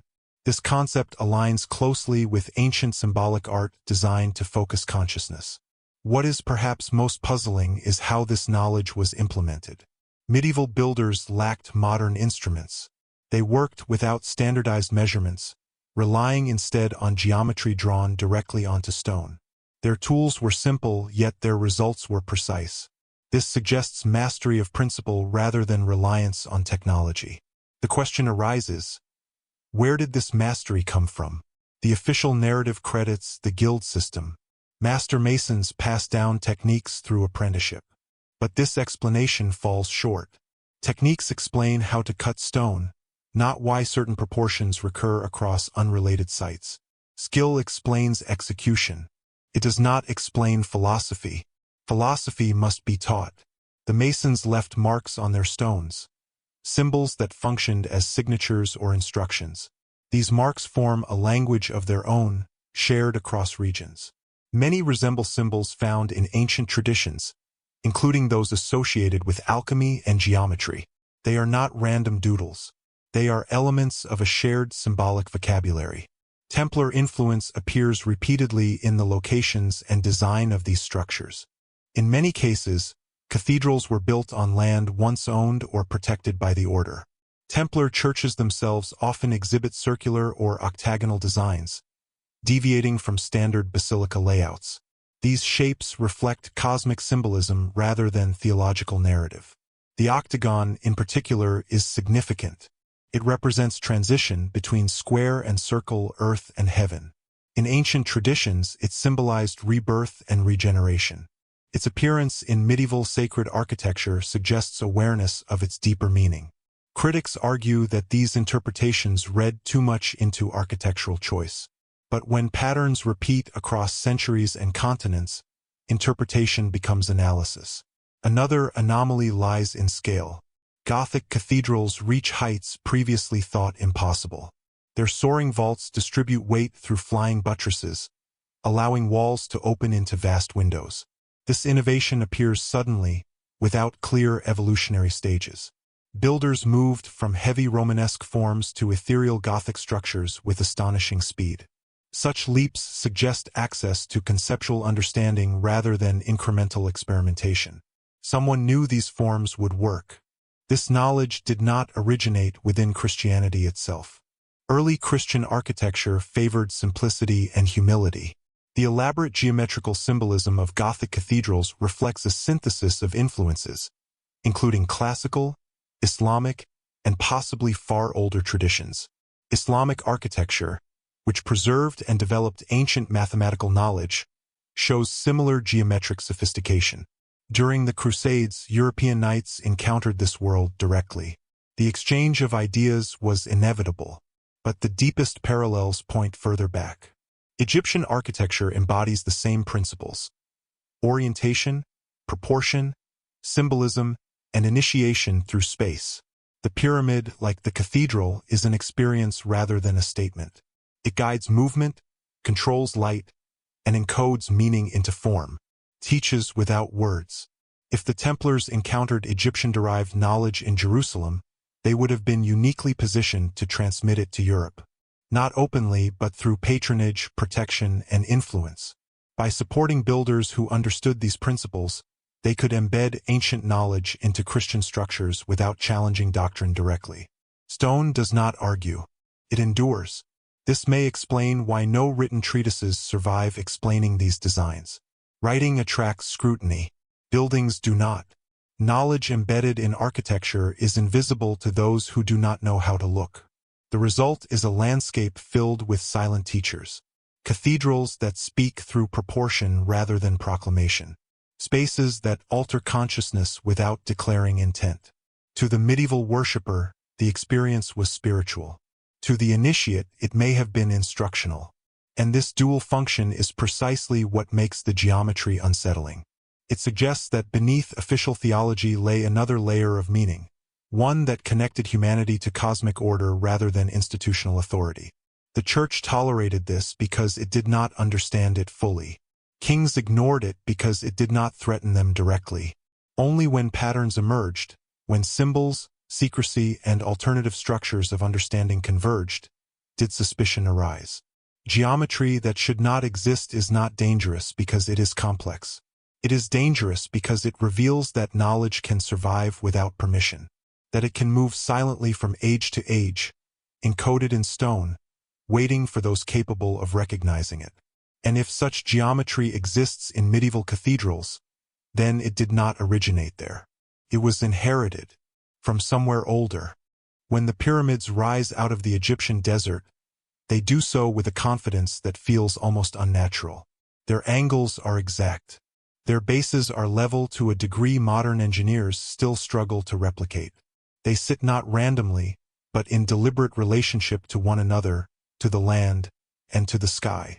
For centuries, they have been dismissed as tombs, monuments to ego and death. Yet this explanation grows weaker the more closely they are examined.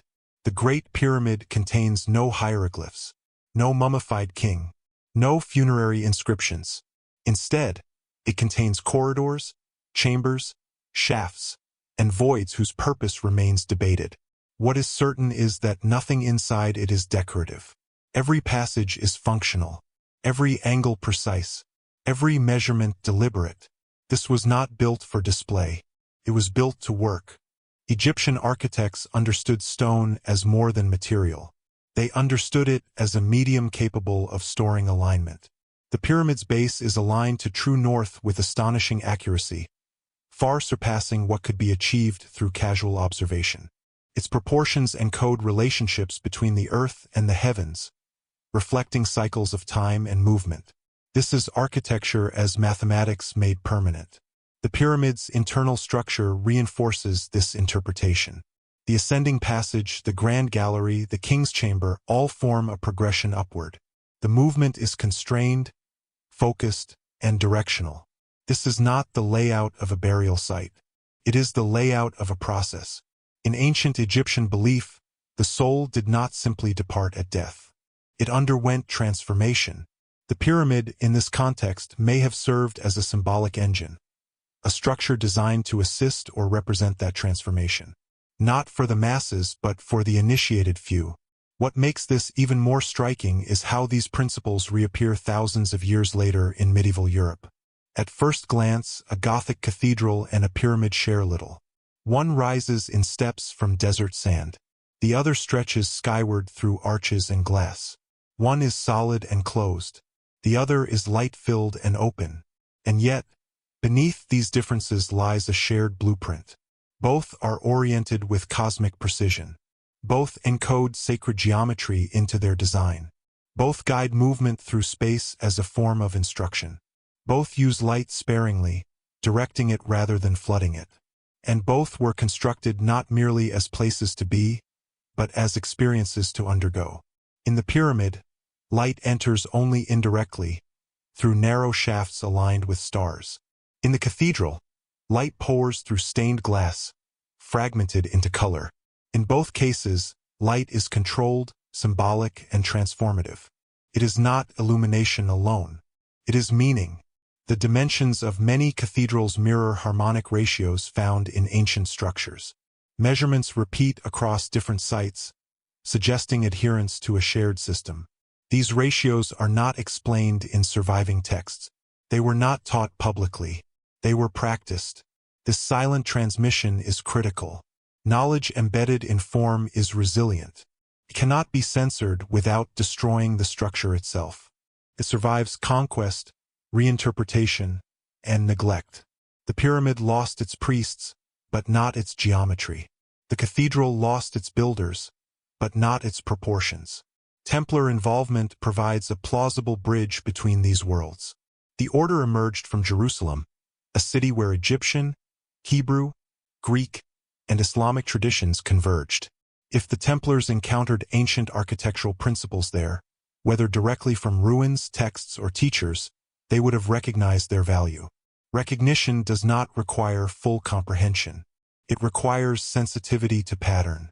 The Templars did not need to understand every aspect of Egyptian science to transmit its blueprint.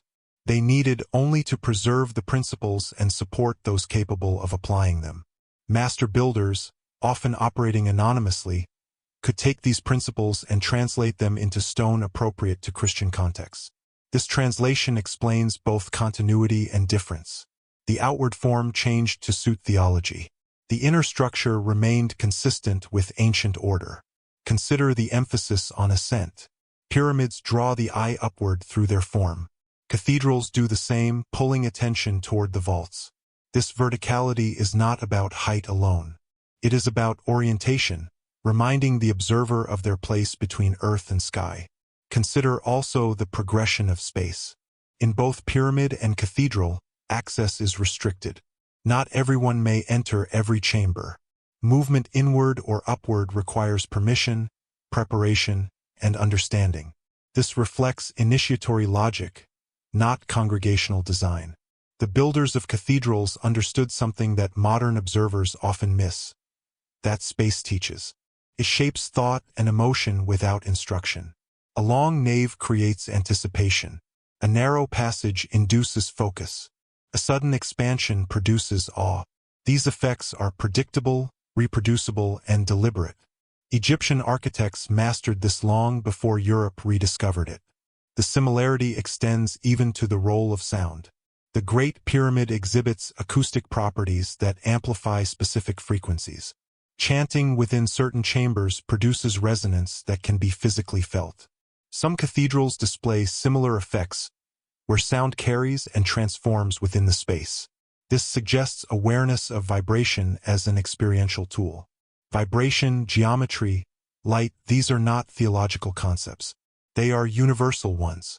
The uncomfortable implication is that medieval builders were working with principles not taught openly by the Church. Principles inherited from older systems of knowledge that viewed the universe as ordered, intelligible, and participatory. Systems in which humanity's role was not obedience, but alignment. This challenges the narrative of progress. It suggests regression followed by rediscovery. That ancient civilizations reached levels of understanding later ages struggled to recover. And it suggests guardianship. Knowledge of this kind does not survive by accident. It survives because someone preserves it, even when it becomes unfashionable or dangerous. The disappearance of explicit Egyptian influence does not indicate loss. It indicates concealment. By embedding ancient blueprints into Christian architecture, builders ensured their survival without drawing attention. Few would question the mathematics of a cathedral when its beauty inspired devotion. Fewer still would suspect that beneath its theology lay principles older than Christianity itself. The pyramid and the cathedral are not copies of one another. They are expressions of the same underlying grammar. Different languages, same structure. This realization reframes the Templars' role. They were not merely warriors or bankers. They may have been intermediaries, connectors between ages. Not inventors of knowledge, but carriers of a blueprint. And if that blueprint survived through stone, then its persistence does not depend on belief. It depends on recognition. The question is not whether medieval Europe consciously copied Egypt. It is whether the same patterns reemerged because they reflect something fundamental about reality itself. And if so, then the builders of cathedrals were not reaching upward blindly. They were following lines drawn long before, lines first etched into the desert, beneath a sky that never forgot its order. Power has many forms. Armies command territory. Gold commands obedience. But knowledge commands reality itself. Throughout history, rulers have learned to tolerate many threats, yet they rarely tolerate this one. Because knowledge, once understood, cannot be unlearned, and once shared, it cannot be recalled. In the medieval world, authority depended on controlled understanding. The Church defined truth. Kings enforced it. Together, they shaped a worldview in which meaning flowed from the top downward.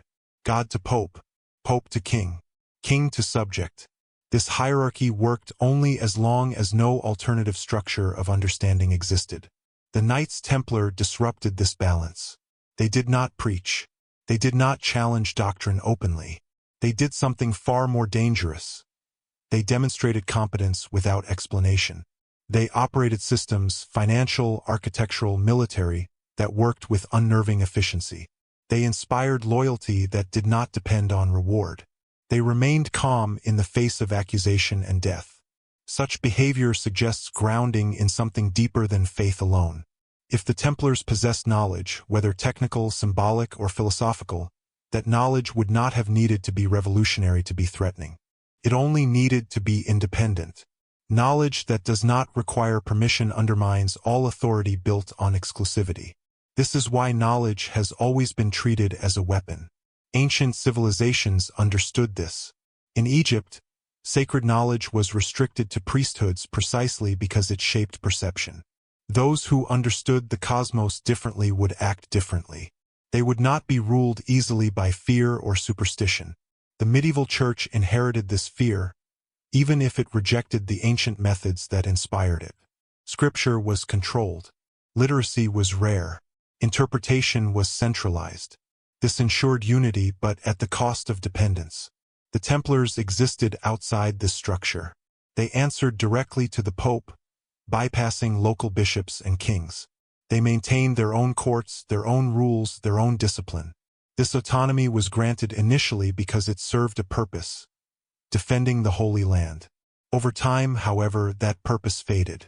The autonomy remained. Autonomy without transparency breeds suspicion. What troubled authorities was not merely what the Templars might have known, but that no one could be certain. Their silence created a vacuum that fear filled eagerly. When questions cannot be answered, they become threats. Consider the nature of the accusations later brought against them. They were not accused of plotting coups or assassinations.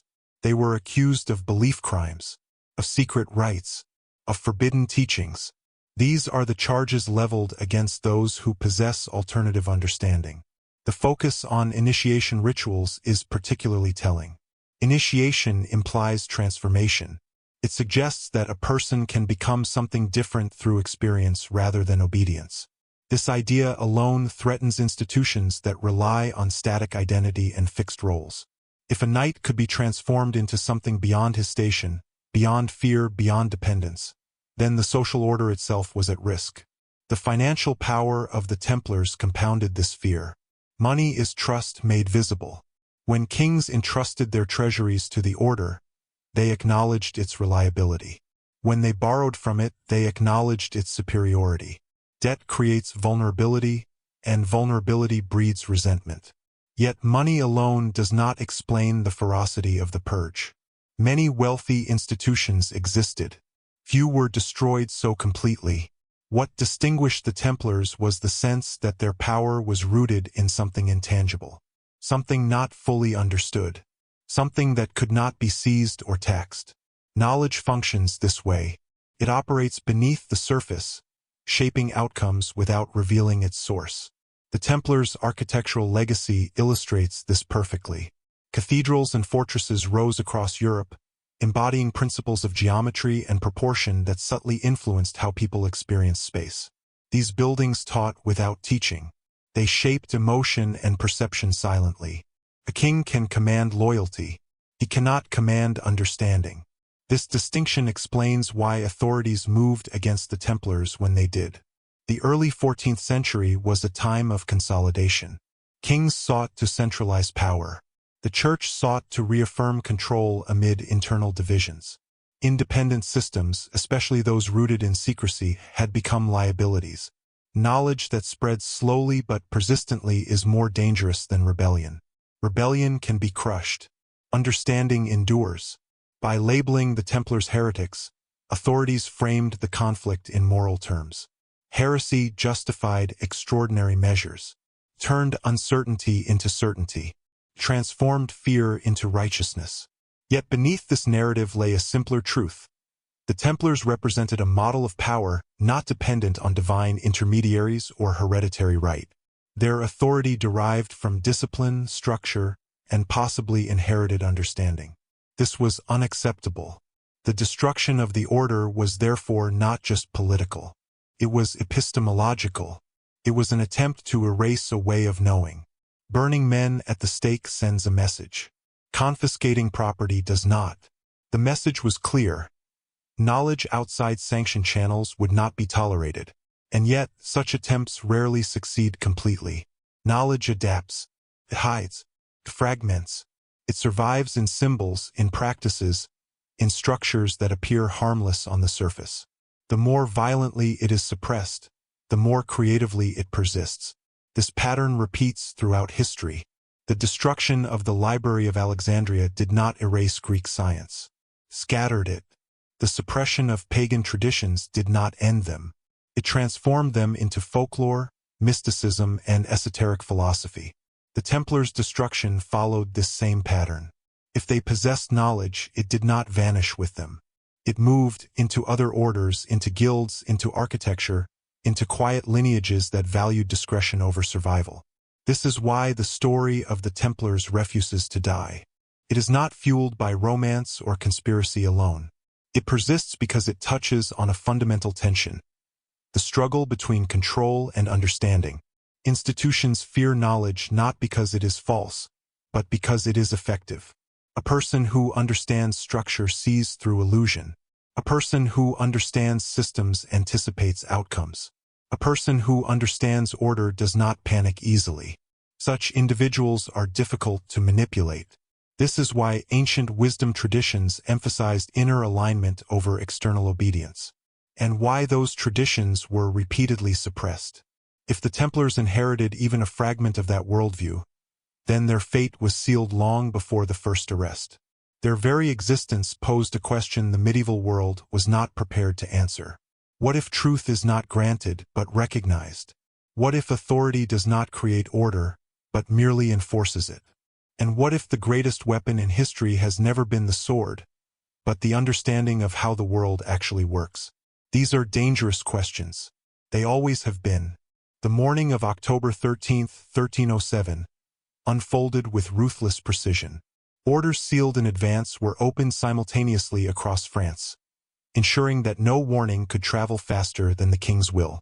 The Knights Templar, men trained to face death without hesitation, were caught not on battlefields but in their beds, in prayer halls, in places of routine and trust. The shock was total. Resistance would have been futile, and perhaps that is why there was almost none. Jacques de Molay, Grand Master of the Order, was among the arrested. Just a day earlier, he had stood beside King Philip IV at a royal funeral, unaware, or pretending to be unaware, of what was about to come. That detail alone reveals the depth of betrayal. This was not an act of war between enemies. It was an execution carried out under the guise of justice. The charges were read aloud with solemn gravity. Heresy, idol worship, denial of Christ, obscene rituals. To the public, these accusations were shocking enough to justify outrage. To the educated clergy, they were strangely incoherent. The list lacked consistency. Details shifted from confession to confession.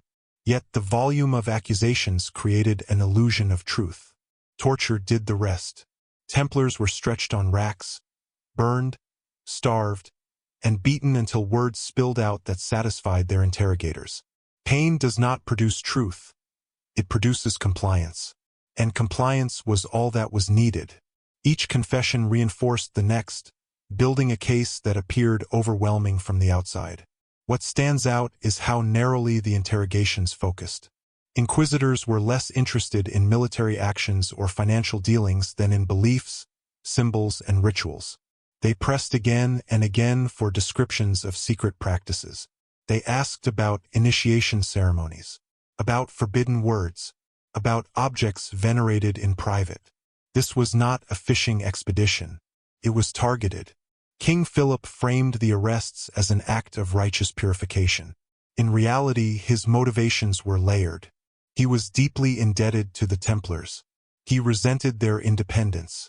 He feared their influence. But fear alone does not explain the coordination, the secrecy, or the brutality of the purge. Philip wanted more than their wealth.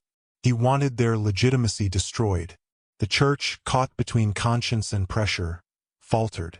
Pope Clement V was hesitant, aware that the accusations threatened an order long sanctioned by papal authority. Yet he lacked the power to resist a determined king. Political necessity trumped moral clarity. Investigations expanded. Councils were convened. The machinery of condemnation began to turn. Across Europe, reactions varied. In some regions, Templars were arrested. In others, they were acquitted or quietly absorbed into different orders. This inconsistency reveals a crucial truth. Belief in their guilt was not universal. Where local rulers were less hostile, evidence was deemed insufficient. Where power demanded obedience, guilt was assumed. France, however, set the tone. The trials dragged on for years. Many Templars died in prison before any verdict was reached. Others recanted their confessions when torture ceased, only to be tortured again until they returned to compliance. The process was designed not to discover truth, but to maintain narrative control. Throughout it all, the Templars maintained an eerie composure. They did not revolt. They did not attempt coordinated escape. They did not bargain for mercy by offering secrets. Their silence, even under extreme suffering, became one of the most disturbing aspects of the trials. Silence can be interpreted many ways: guilt, loyalty, fear, or conviction. For those watching from positions of authority, that silence was intolerable. Confession would have ended uncertainty. Silence prolonged it. In 1312, under immense pressure, Pope Clement officially dissolved the order. The decision was framed carefully. The Templars were not declared definitively guilty of heresy, but the order was suppressed for the good of the Church. This legal ambiguity allowed the Church to avoid admitting error while satisfying royal demands. Yet even this was not enough for King Philip. Jacques de Molay and other high-ranking Templars were condemned to life imprisonment. Then, unexpectedly, de Molay recanted his confession publicly, declaring the order innocent and its charges false. This act of defiance sealed his fate. Within hours, he was sentenced to death by burning. On March 18, 1314, de Molay was led to a small island in the Seine. Witnesses later described his composure as unsettling. He faced the flames without panic, without pleading. He prayed, not for mercy, but for justice. According to chroniclers, he called upon God to judge those who had condemned him unjustly. Within a year, both King Philip and Pope Clement were dead. History records this as coincidence. Memory records it as something else. The purge achieved its immediate goal. The Templars were erased as an institution. Their name was blackened. Their assets redistributed. Their archives disappeared. Official history moved on. But erasure is never complete. The speed and violence of the destruction created more questions than answers. Why such urgency? Why such fear? Why such fixation on belief rather than crime? If the Templars had been merely corrupt bankers or arrogant warriors, a quieter dismantling would have sufficed. Instead, they were annihilated publicly, theatrically, and irrevocably. This suggests that what they represented mattered more than what they owned. The destruction of the order sent a message that resonated far beyond France. No institution, no matter how powerful, was immune if it stepped beyond sanctioned boundaries of understanding. Knowledge would be tolerated only when it reinforced authority, never when it threatened to replace it. And yet, the very ferocity of the purge ensured that the Templars would not be forgotten. Stories survive when something feels unresolved, when destruction feels disproportionate to guilt, when silence leaves room for imagination. The Templars' fate became a warning and an invitation. A warning about the cost of independence. An invitation to wonder what had been so dangerous it required eradication. The fires that consumed Jacques de Molay were meant to close a chapter. Instead, they illuminated a deeper truth. History is shaped not only by what is preserved, but by what is feared. And fear, more than evidence, was the true force behind the fall of the Knights Templar. When the arrests came, they were meant to be total, swift, inescapable, and yet, something slipped through the king's grasp. As prisons filled with Templar knights and inquisitors catalogued confiscated property, an uncomfortable realization emerged. The order's vast wealth was largely missing. The gold that was supposed to justify the purge, chests of coins, sacred relics, secret riches, was nowhere to be found. For an institution accused of hoarding unimaginable treasure, the Templars left behind remarkably little. Royal agents searched commanderies across France expecting to uncover overflowing vaults.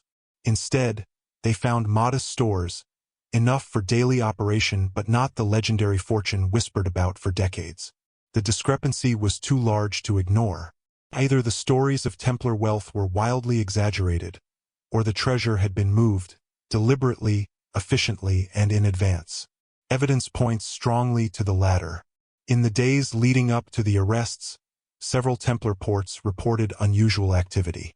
Ships left harbor unexpectedly, their destinations unrecorded. Entire fleets vanished from places like La Rochelle, one of the Order's most important maritime centers. These were not merchant vessels departing on routine trade missions. They were well-armed ships capable of carrying men, cargo, and secrets far from royal reach. If the Templars had advance warning, and it is difficult to believe they did not, then these ships were their lifeline.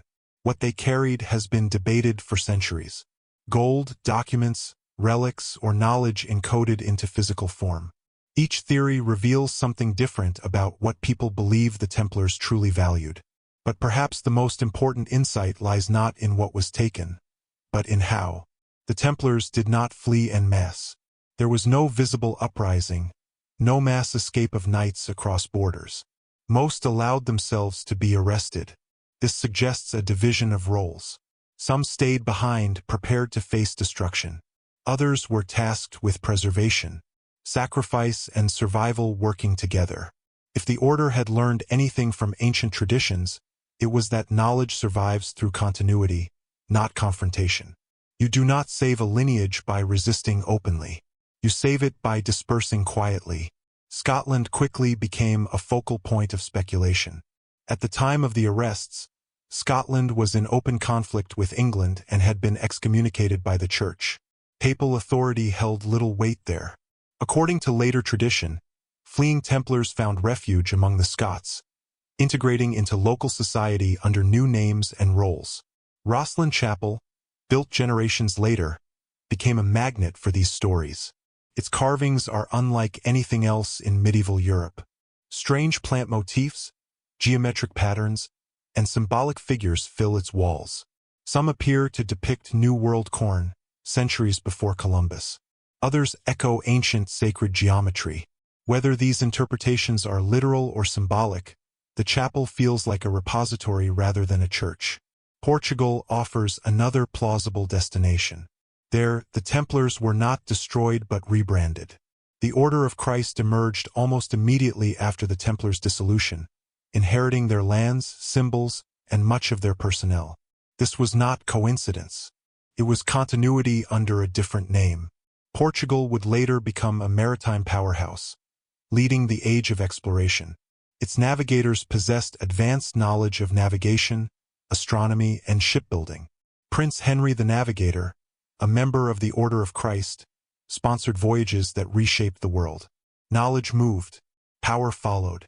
Other theories point eastward, to the Byzantine Empire, to Islamic territories where ancient learning had been preserved.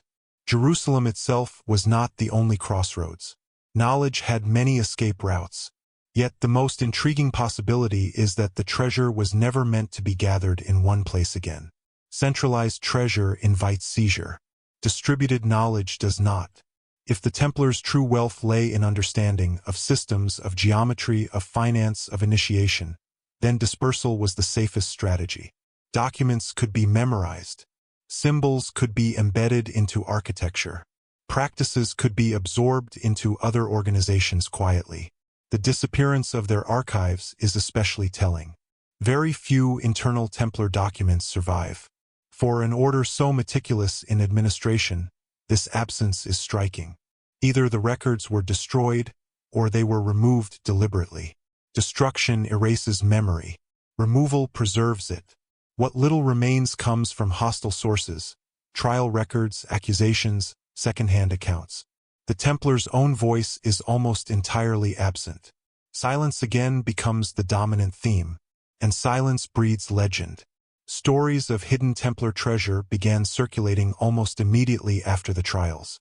Vaults beneath castles, maps encoded with symbols, caches waiting for the rightful heirs. These tales persisted because the official explanation never satisfied curiosity. People sensed a missing piece. Gold may have vanished, but influence remained. Symbols associated with the Templars continued to appear. Red crosses, geometric motifs, architectural patterns repeating in places far removed from France. These echoes suggest not an abrupt end, but a diffusion. Even the idea of treasure itself deserves scrutiny. Medieval chroniclers equated wealth with gold because that was what they understood. But ancient traditions valued something else more highly: knowledge of order. The Egyptians preserved geometry. The Greeks preserved philosophy. The Templars may have preserved application, how to turn understanding into systems that function in the real world. Banking, navigation, architecture, organization. These are not mystical pursuits, yet they require insight into patterns invisible to most. Once learned, they change how power operates. The disappearance of the Templar treasure may therefore represent a deliberate shift from visible wealth to invisible influence. Gold can be stolen. Knowledge reshapes civilizations. By vanishing, the Templars ensured that their legacy would be debated rather than controlled. Legends would flourish where facts were suppressed. Curiosity would survive where certainty was denied. This ambiguity may have been intentional, because as long as the treasure remained unfound, the story could not be closed. And as long as the story remained open, the questions would continue to surface. What did they protect? What did they carry away? What mattered enough to sacrifice everything else? Perhaps the greatest trick the Templars ever performed was convincing the world to search for chests of gold, while their real inheritance moved quietly into the foundations of the future. If so, then the treasure was never lost. It was simply never meant to be recovered in the way history expects. In the years following the destruction of the Knights Templar, Scotland occupied a strange position in Europe.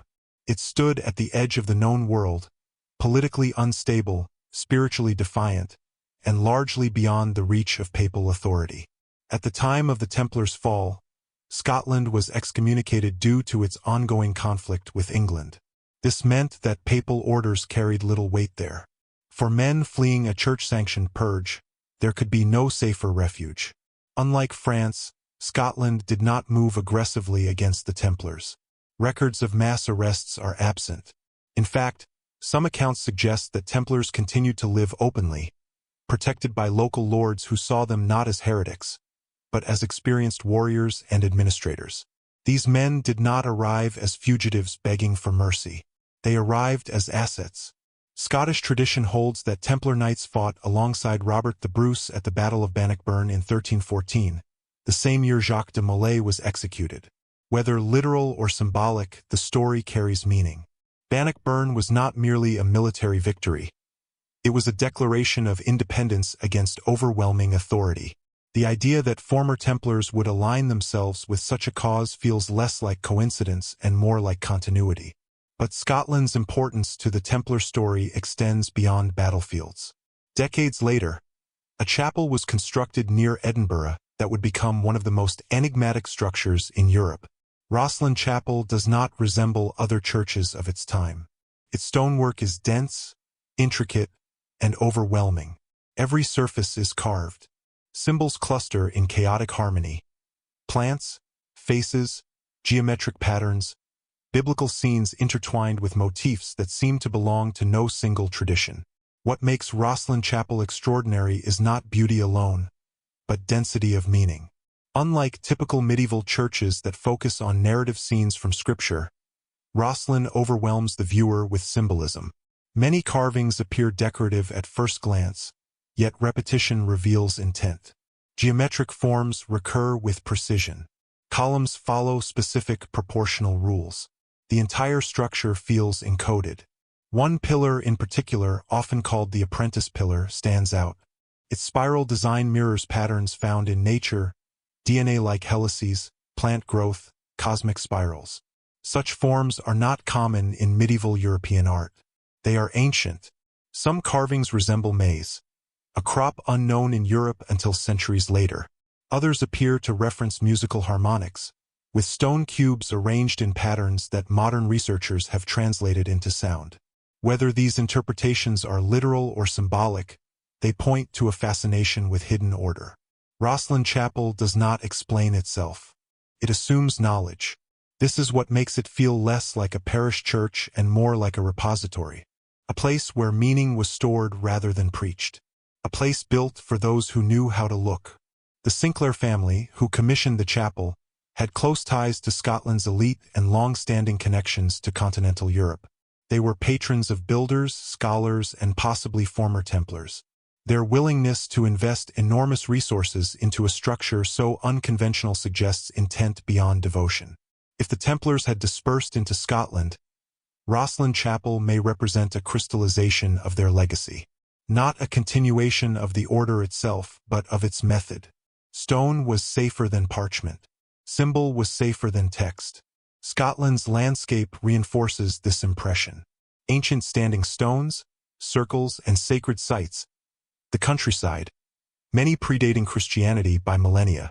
These locations were never fully erased.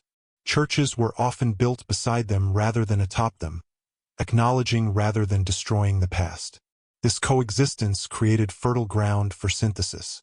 If Templar knowledge had roots in ancient systems that valued alignment, geometry, and initiation, Scotland provided an environment where such ideas could survive without drawing immediate hostility. The church's grip was weaker. Local traditions were stronger. Silence was easier to maintain. Over time, the Templars' identity would dissolve. Names changed. Roles shifted. But practices endured. Guilds emerged with strict initiations, symbolic tools, and internal secrecy.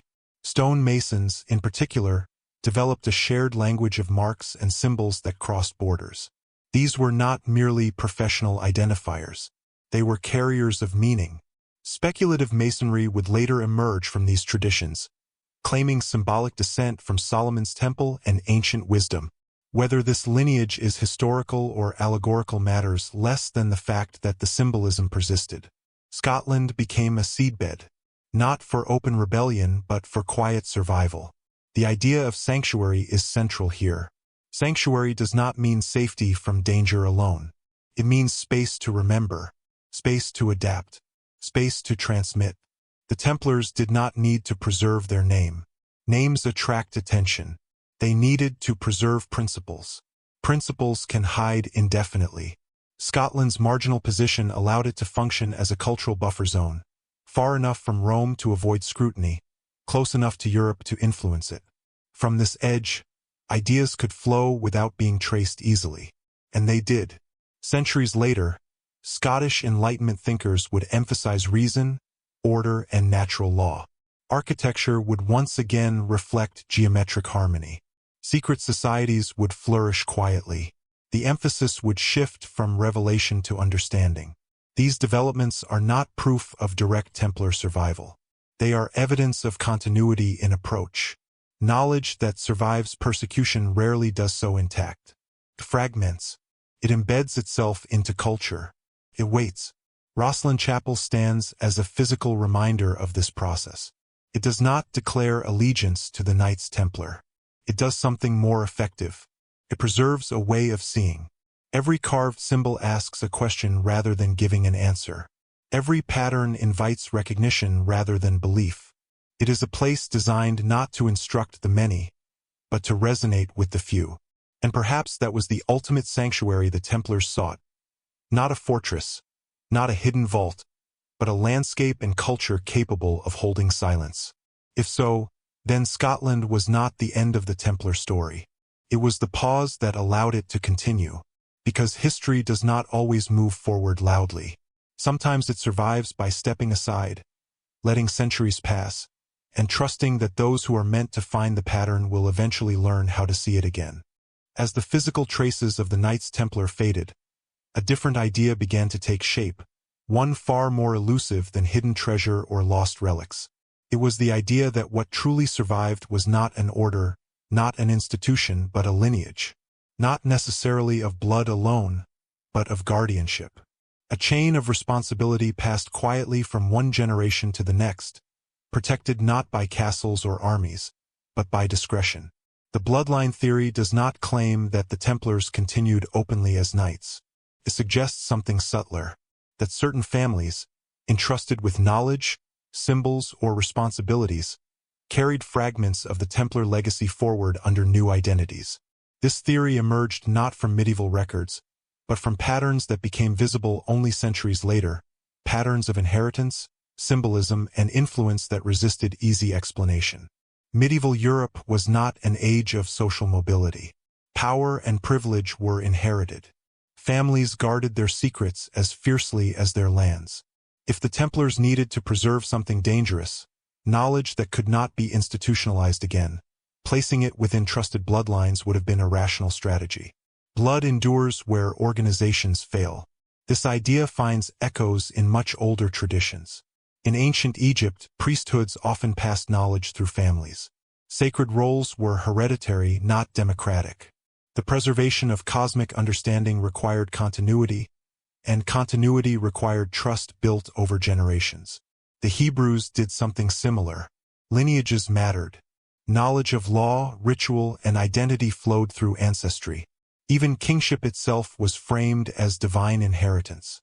Blood was not just biology. It was legitimacy. If the Templars absorbed elements of these older systems, the idea of a bloodline guardianship would not have seemed radical. It would have felt practical. Much speculation has centered on the Merovingian dynasty of early medieval France. These kings ruled before the rise of the Carolingians and were remembered not for conquest, but for strangeness. They were said to possess sacred blood, long hair imbued with power, and divine favor. Later chroniclers dismissed these claims as myth, yet myths persist for a reason. The Merovingians were overthrown, their history rewritten by their successors. Yet their legends survived underground, resurfacing periodically in esoteric texts and whispered genealogies. Some theories suggest that remnants of their lineage became intertwined with later noble families, carrying symbolic authority rather than political power. The Templars emerged centuries after the Merovingians fell, yet both share a curious relationship with sacred kingship, hidden legitimacy, and suppressed history. This overlap has led some to propose that the Templars were not merely knights, but protectors of a lineage considered dangerous to prevailing authority. Whether this lineage was literal or symbolic matters less than the implication that legitimacy could exist outside church approval. This idea terrified medieval institutions. The Church claimed authority through apostolic succession. Kings claimed authority through divine right. A bloodline that suggested alternative legitimacy, rooted in ancient wisdom rather than ecclesiastical blessing, would undermine both. And yet, such bloodlines rarely announce themselves. They survive through intermarriage, obscurity, and adaptation. Over time, their overt claims fade, replaced by quiet influence.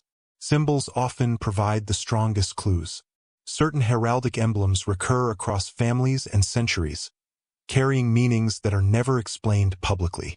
Stars, roses, lions, and crosses appear in combinations that suggest continuity rather than coincidence. The rose, in particular, becomes a powerful symbol, representing secrecy, unfolding knowledge, and hidden truth. Sub rosa, under the rose.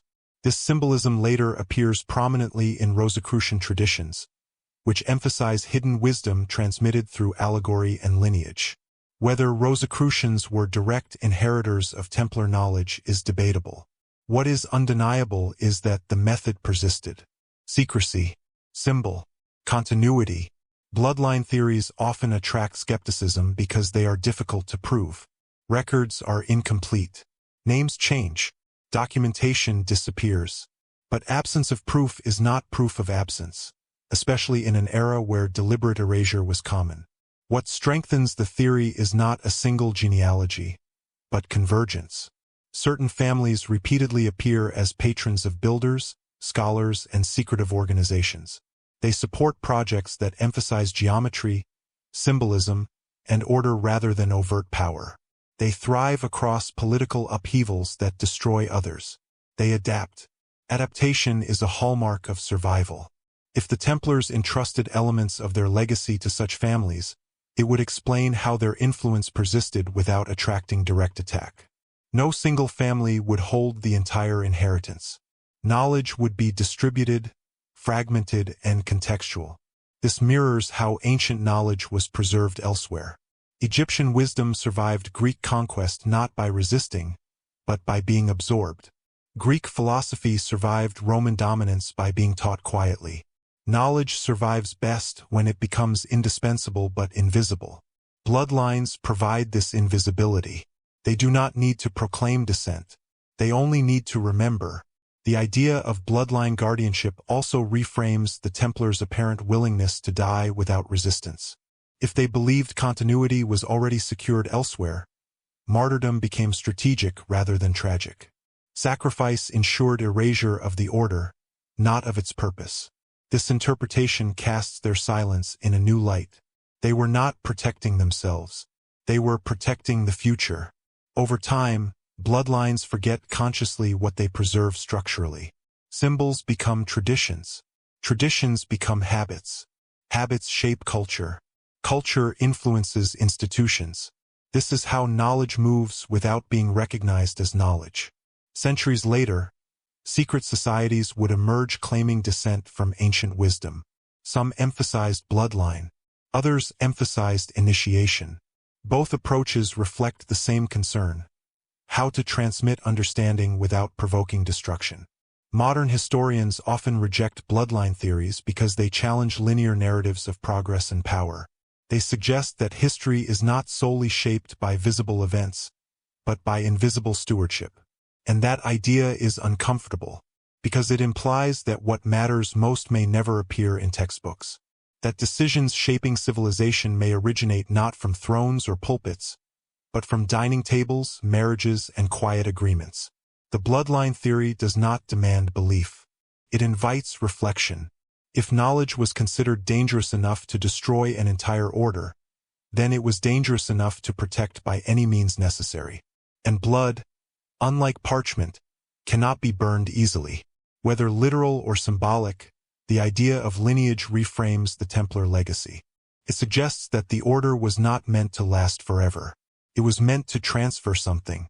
And once that transfer was complete, disappearance was not failure. It was success. Because the greatest survival is not to be remembered as you were, but to endure as something else, something unrecognizable to those who would seek to destroy you, yet unmistakable to those who know how to trace the pattern. And if such a pattern exists, it would not announce itself. It would wait. By the late medieval period, a strange word began to circulate quietly among scholars, mystics, and seekers of hidden truth: alchemy. To the public, it was dismissed as a foolish pursuit. Men hunched over furnaces, chasing the impossible dream of turning lead into gold. To authorities, it was suspicious, bordering on heretical. But to those who understood its deeper language, alchemy was never about metal. It was about transformation. Alchemy spoke in symbols because it had to. Its ideas were too dangerous to state plainly. Instead of doctrine, it used metaphor. Instead of sermons, it used process. Fire, vessels, dissolution, purification. These were not instructions for metallurgy, but stages of interchange. The alchemist did not seek wealth. He sought coherence between matter, mind, and spirit. This philosophy did not originate in medieval Europe. Its roots stretch back through Greek Hermeticism, through Alexandria, and ultimately into Egypt itself. The legendary Hermes Trismegistus, an amalgamation of the Greek Hermes and the Egyptian god Thoth, was said to be the author of alchemical wisdom. Whether he was a historical figure or a symbolic one matters less than what he represented: the union of knowledge and transformation. Egyptian tradition held that light was not merely physical illumination, but understanding itself. To see was to know. To know was to become aligned with Ma'at, the cosmic order. Alchemy inherited this idea, reframing it in practical terms. The work was not performed on metals alone, but on the self. The lead was ignorance. The gold was awareness. This is why alchemical texts are deliberately obscure. They are not meant to be decoded intellectually, but experienced.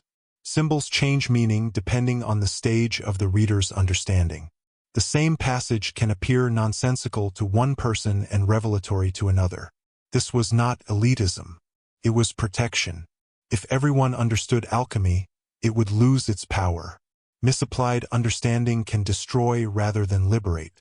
The Knights Templar appear repeatedly at the edges of alchemical history, not as authors of texts, but as facilitators of transmission. They operated at a crossroads of cultures, where Islamic scholars preserved Hermetic and alchemical knowledge that Europe had largely forgotten. During the Crusades, contact between these worlds intensified. Ideas traveled alongside armies. Islamic alchemy, deeply influenced by earlier Egyptian and Greek thought, emphasized balance, purification, and unity. It framed knowledge as a path toward harmony rather than domination. These ideas resonated with ancient traditions the Templars may already have encountered beneath Jerusalem. If the Templars absorbed alchemical principles, they would not have practiced them openly. Alchemy did not require public ritual. It required discipline, patience, and silence, qualities the order already valued. The Templar initiation process, as distorted as it appears in trial records, echoes alchemical themes. Symbolic death, renunciation of the old self, entry into a new state of being. These are not acts of denial. They are acts of transformation. The initiate is broken down and reconstituted, much like the alchemical process of solve et coagula, dissolve and recombine. Light also plays a central role. In alchemical imagery, light represents consciousness emerging from chaos. The alchemist works in darkness, guided by subtle signs, until illumination occurs.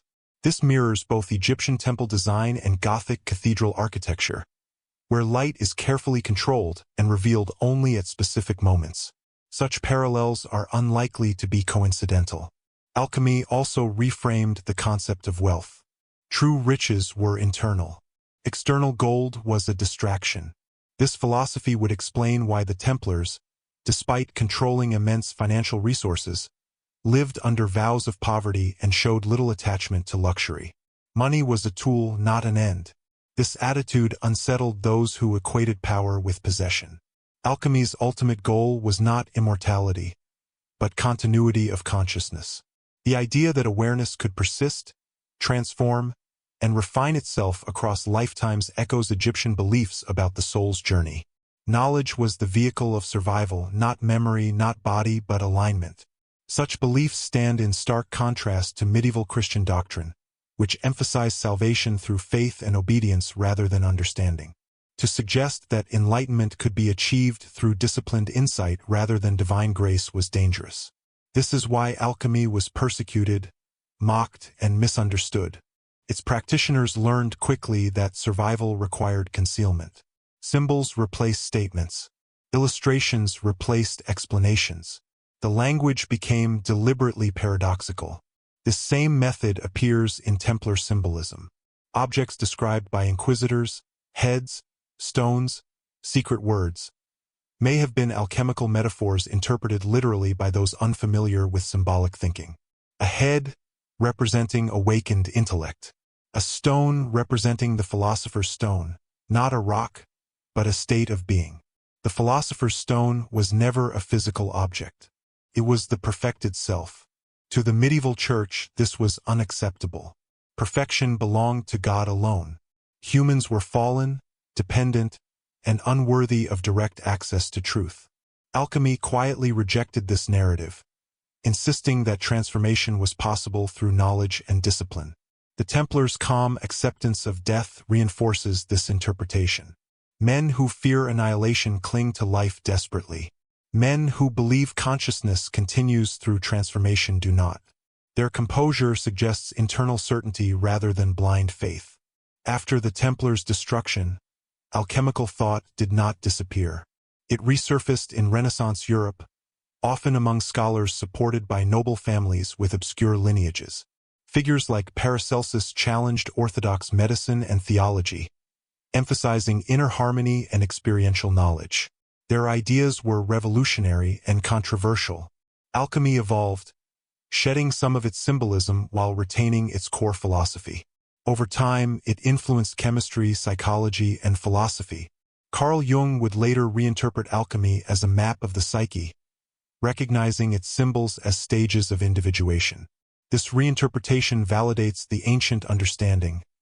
Alchemy was always about consciousness. If the Templars served as a bridge for this tradition, their role becomes clearer. They were not magicians or heretics. They were custodians of a worldview that emphasized transformation over obedience. This worldview did not need to be taught widely to be effective. It only needed to survive. Alchemy's persistence demonstrates how dangerous knowledge adapts. It retreats into metaphor. It embeds itself in art, architecture, and ritual. It waits for conditions to change. The church could burn books. Kings could execute men.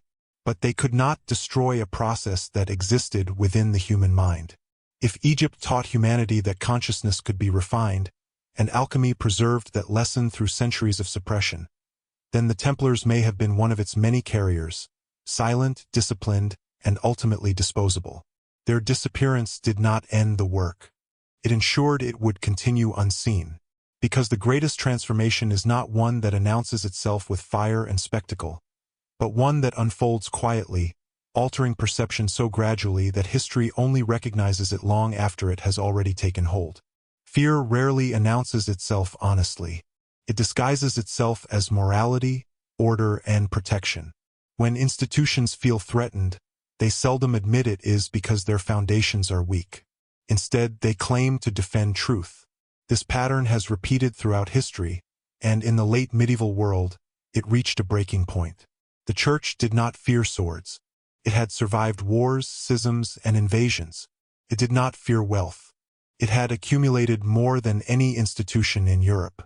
What it feared, deeply and instinctively, was the loss of spiritual monopoly. And nothing challenged that monopoly more quietly, more persistently, than the idea that divine understanding could be reached without intermediaries. This was the church's greatest fear. Christian doctrine placed salvation firmly in the hands of the institution. God spoke through Scripture, Scripture was interpreted by clergy, and clergy answered to Rome. The individual believer's role was obedience, confession, and submission. Knowledge flowed downward. Questioning flowed upward only in controlled forms. Any system that bypassed this chain was dangerous. Ancient traditions, particularly those inherited from Egypt and the mystery schools, taught something radically different. They suggested that truth was not granted, but discovered. That understanding came through alignment with universal principles rather than obedience to authority. That consciousness itself could be refined, expanded, and transformed. These ideas did not deny God. They redefined humanity's relationship to the divine. From the church's perspective, this was intolerable. If individuals could access meaning directly, through symbols, geometry, ritual, and disciplined insight, then priests became facilitators rather than gatekeepers. Sacraments became symbols rather than necessities. Fear of damnation lost its grip. Authority weakened. The Knights Templar stood at the crossroads of this threat. They did not preach alternative doctrine publicly, but their structure embodied it. Their initiation rites suggested transformation rather than absolution. Their secrecy implied knowledge not meant for mass consumption. Their calm acceptance of death implied certainty rather than desperation. These were signs of independence. Even more troubling was the way Templar-associated knowledge manifested physically. Architecture shaped perception. Geometry created harmony without explanation. Light was used to inspire awe without invoking dogma. People experienced meaning without being told what to think. This bypassed language entirely. Language can be controlled. Experience cannot. The church had tolerated symbolic traditions when it believed they reinforced faith. Gothic cathedrals, for example, were accepted because they glorified God. But when it became clear that some of these symbols originated outside Christian theology, When their roots pointed back to pagan, Islamic, or Egyptian systems, unease grew. The problem was not the presence of symbols. Christianity was full of them. The problem was origin and interpretation. Egyptian wisdom emphasized ma'at, cosmic balance rather than divine command. Hermetic philosophy emphasized correspondence between the human and the universe. Alchemy emphasized transformation through understanding. These systems did not require priests to function. They required discipline. Discipline empowers the individual. The Church responded to such empowerment the only way it knew how, by labeling it heresy. Heresy was not merely wrong belief. It was unsanctioned belief. Belief outside control. Once labeled, it could be attacked without nuance. Complexity could be reduced to sin. Symbolism could be flattened into idolatry. Silence could be interpreted as guilt. This is precisely what happened to the Templars. Accusations against them rarely addressed concrete actions. Instead, they focused on internal practices, on what was said in private, on what was believed without permission. The obsession with secret rites was not about morality, it was about containment. The Church feared what it could not see, and it feared even more what it could not explain. There is a reason the most violent persecutions in history target thinkers, mystics, and teachers rather than warriors. Ideas spread differently than armies.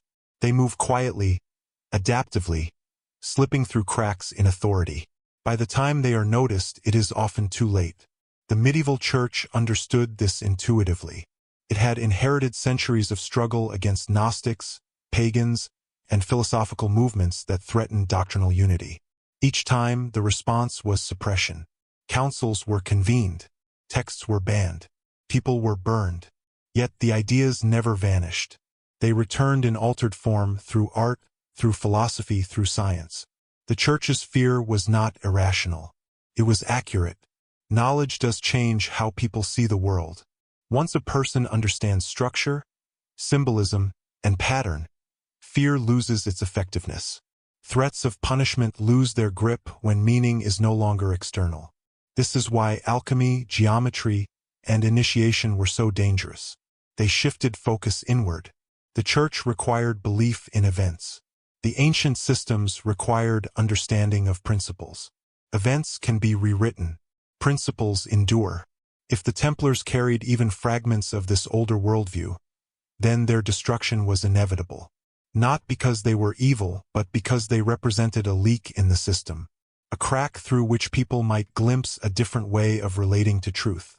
The irony is that by destroying the Templars, the Church amplified the very fear it sought to suppress. The spectacle of persecution drew attention. The brutality invited doubt. The silence left unanswered questions. What was so threatening that it had to be erased completely? That question has echoed ever since. The Church succeeded in one sense. It eliminated a powerful order. It reasserted authority. But it failed in another, more profound way. It revealed insecurity. True authority does not fear understanding. It welcomes it. Only fragile systems require ignorance to survive. Over time, the Church itself would change. The Renaissance would revive ancient knowledge openly. The Reformation would challenge clerical authority directly. Science would reframe humanity's place in the universe. Each of these movements carried echoes of the same ancient impulse, to understand rather than obey. In that sense, the Church's greatest fear was not misplaced. It was prophetic. The Templars were not the end of the story. They were an early warning, a sign that the old monopoly on meaning was weakening, even in the depths of the medieval world. And once that process began, no amount of fire or condemnation could reverse it. Because when people learn that truth can be approached through insight rather than permission, they do not forget it. They wait, and eventually they remember. Long after the last Templar banners were torn down and their name was officially erased from the rolls of Christendom, something unexpected happened. The symbols did not disappear. They softened, shifted, and re-emerged in new contexts, often stripped of their original names but not their essence. Like a shadow at dusk, the influence of the Templars lengthened rather than faded. In the centuries following their destruction, Europe entered a period of quiet transition. Power remained concentrated in crowns and churches, yet beneath the surface, new ways of thinking began to circulate. Guilds grew stronger. Cities expanded. Trade networks intensified. Knowledge moved more freely than it had in generations, even as institutions tried to contain it. Within this environment, familiar patterns resurfaced. Stonemasons, builders, and craftsmen formed tightly bound organizations governed by strict rules, secrecy, and initiation. These were not casual professional associations. They had degrees of advancement, symbolic tools, ritualized language, and moral codes. Apprentices were not merely taught skills. They were shaped. They learned to see structure, proportion, and harmony as expressions of deeper order. The parallels with Templar organization are difficult to ignore. These guilds did not claim descent from the Templars openly, nor would it have been safe to do so. But they adopted methods that mirrored the Templar approach. Knowledge transmitted through experience rather than text, silence valued over explanation, and symbols used to communicate meaning across time and place. Out of these traditions, speculative masonry would later emerge. Freemasonry presents itself as symbolic rather than historical, yet its symbolism is unmistakable. Solomon's Temple stands at its center, not as a literal building, but as an allegory of inner construction. The initiate is tasked with building a temple within, refining rough stone into perfected form. This language echoes alchemy, Egyptian initiation, and Templar symbolism simultaneously. The square and compass, perhaps the most recognizable Masonic symbols, represent more than craftsmanship. They signify order, balance, and alignment, principles central to ancient cosmology. Geometry once again becomes the language of transformation. Critics argue that Freemasonry invented these connections retroactively, that it adopted romantic imagery without historical grounding. Yet even if this were true, it raises another question. Why were these particular symbols chosen? Why Egypt? Why Solomon? Why geometry? Symbols endure because they resonate. During the Enlightenment, many Freemasons became prominent thinkers, scientists, and statesmen. They championed reason, natural law, and moral autonomy. These ideas challenged absolute monarchy and religious authoritarianism.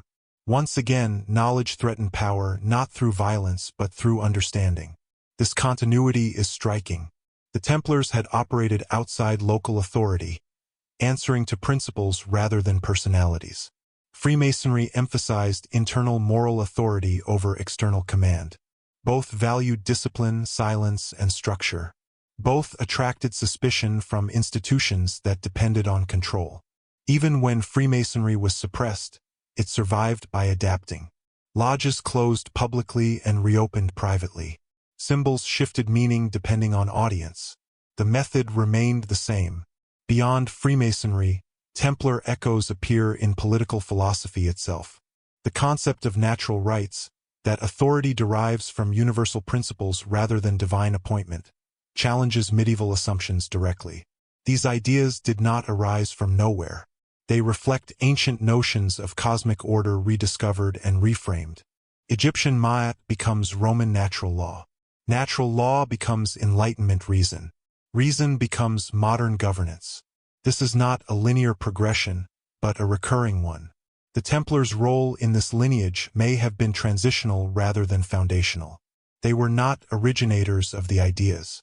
They were carriers at a critical moment, when ancient knowledge was vulnerable and medieval Europe was unprepared to receive it openly. By embedding principles into systems rather than texts, they ensured survival beyond their own destruction. Even modern institutions bear faint traces of this inheritance. Banking systems based on trust and abstraction. Legal systems grounded in precedent and structure.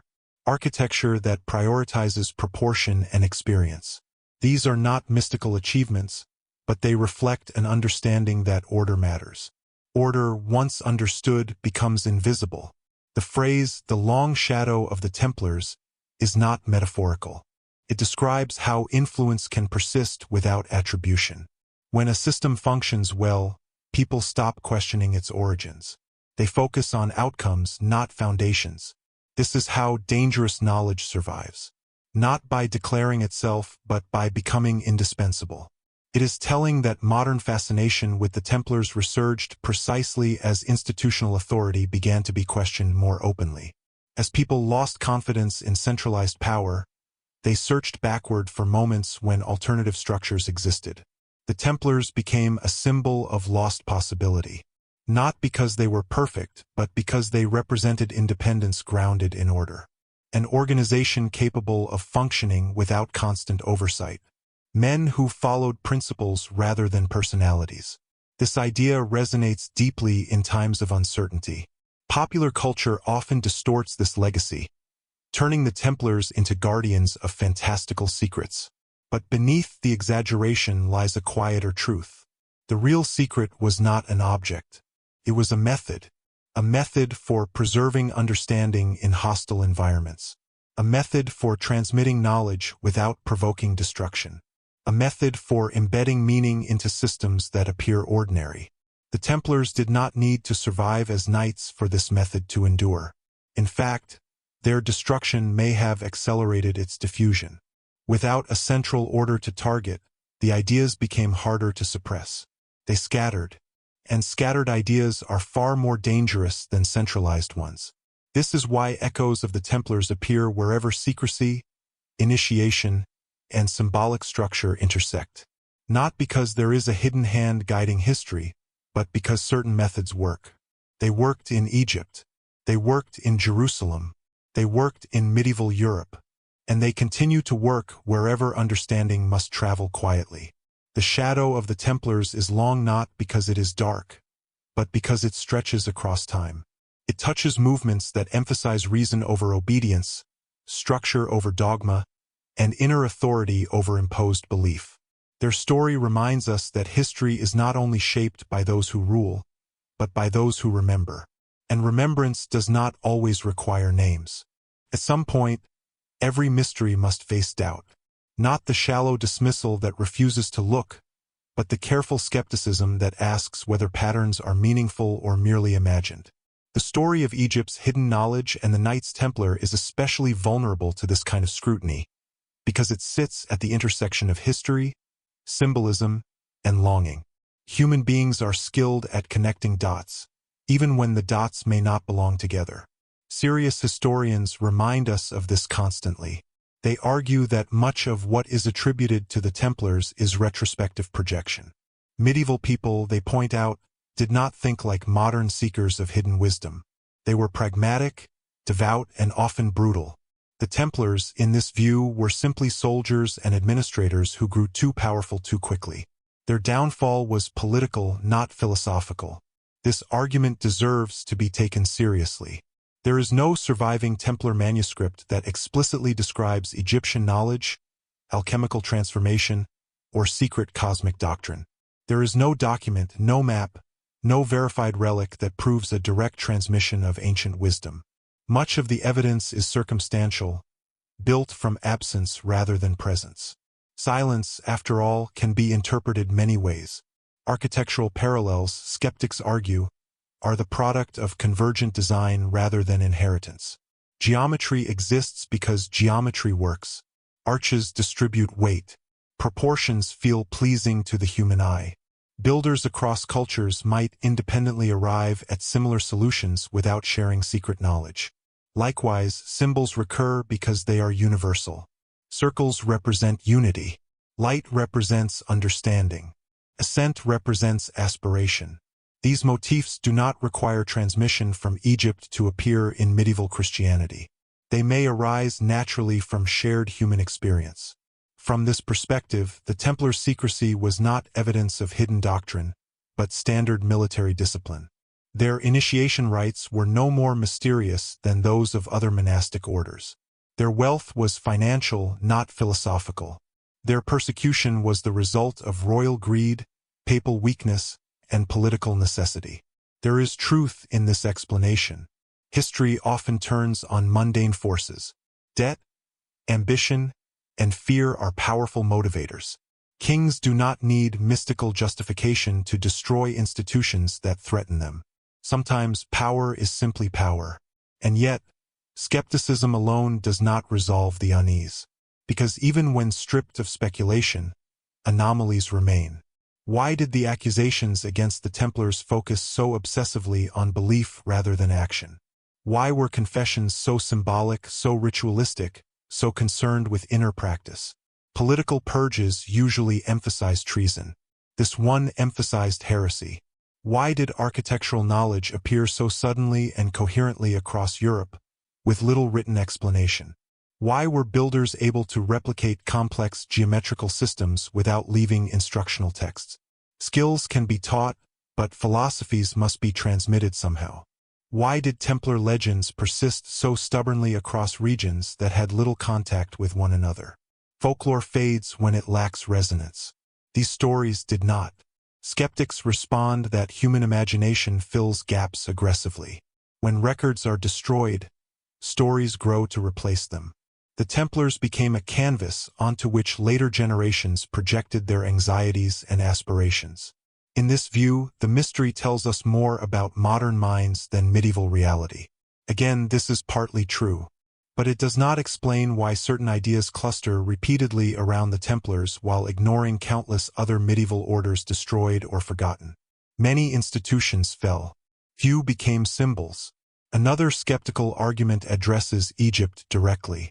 Mainstream Egyptology maintains that ancient Egyptians were brilliant engineers and astronomers, but not possessors of lost supercivilizational knowledge. Their achievements, while impressive, are explained through incremental development and cultural continuity. Claims of forgotten advanced science, skeptics argue, reflect modern dissatisfaction with progress narratives rather than historical fact. Yet even within academic Egyptology, debates persist. The sudden emergence of complexity, the precision of early monuments, the symbolic sophistication of religious texts, these are acknowledged puzzles even if they are explained cautiously. Skepticism, at its best, does not deny mystery. It limits claims. And here lies the heart of the issue. The strongest versions of the Templar-Egypt connection do not claim certainty. They do not insist on secret machines or hidden vaults waiting to be discovered. They propose continuity of method rather than content, a way of preserving understanding rather than a specific body of knowledge. This distinction matters. It shifts the conversation away from proof and toward pattern, away from artifacts and toward behavior. The question becomes not, did they possess ancient secrets? But, did they operate as if they did? The Templars behaved differently. They valued silence. They valued structure. They valued initiation over instruction. These traits are not unique, but their combination is unusual. Skeptics may argue that humans naturally gravitate toward such systems in times of instability, that secretive orders emerge whenever authority weakens, that symbolism flourishes where explanation fails. This may be true, but if so, it raises another uncomfortable possibility, that the method itself is independent of any single culture. That when societies face fragmentation, they rediscover the same solutions. If ancient Egypt, medieval Templars, and later esoteric movements all arrived at similar strategies, perhaps they were responding to the same underlying problem. How does knowledge survive in hostile environments? This question does not require belief in lost civilizations. It requires acknowledgement of human pattern recognition across time. The skeptical position often demands binary answers. Either the Templars possessed ancient wisdom or they did not. Either Egypt held hidden knowledge or it did not. Reality is rarely so clean. It is entirely possible that the Templars encountered fragments, symbols, texts, architectural principles, without fully understanding their origins. It is possible they interpreted them through their own worldview, reshaping them unconsciously. It is possible that later generations amplified these fragments into legends. This does not invalidate the story, complicates it. History is not a courtroom. It does not deliver verdicts. It offers probabilities. And probability suggests something important. That the destruction of the Templars was excessive for the crime alleged. That the fear surrounding them exceeded what their visible actions justified. That their silence carried weight. Skeptics often ask why no clear proof has emerged in centuries of searching. The answer may be disappointingly simple. Proof may not exist in the form we expect. Knowledge preserved through architecture, ritual, and discipline does not leave receipts. It leaves influence, and influence is difficult to measure, especially when it becomes normalized. When an idea shapes systems quietly, people stop asking where it came from. This is why debunking, while necessary, rarely ends the discussion. It clears away exaggeration but leaves behind the core discomfort. The sense that something important happened, even if we cannot describe it cleanly. The danger of uncritical belief is fantasy. The danger of uncritical skepticism is blindness. Between them lies reflection. Perhaps the story of Egypt and the Templars is not about secrets hidden from history, but about truths history struggles to categorize. About ways of knowing that do not fit neatly into academic or religious frameworks. If so, then skepticism does not destroy the mystery. It refines it. It strips away certainty and leaves questions intact. And questions, more than answers, are what endure. When we speak of loss in history, we often imagine burning libraries, shattered statues, or cities reduced to ash. These images are dramatic, visible, and easy to mourn. But the most devastating losses are quieter. They leave no ruins behind, only absences. Gaps in understanding that are difficult to name, let alone recover. The story of the Knights Templar and Egypt's hidden knowledge may ultimately be one of these invisible losses. What was lost may not have been a specific text or artifact, but a way of seeing the world.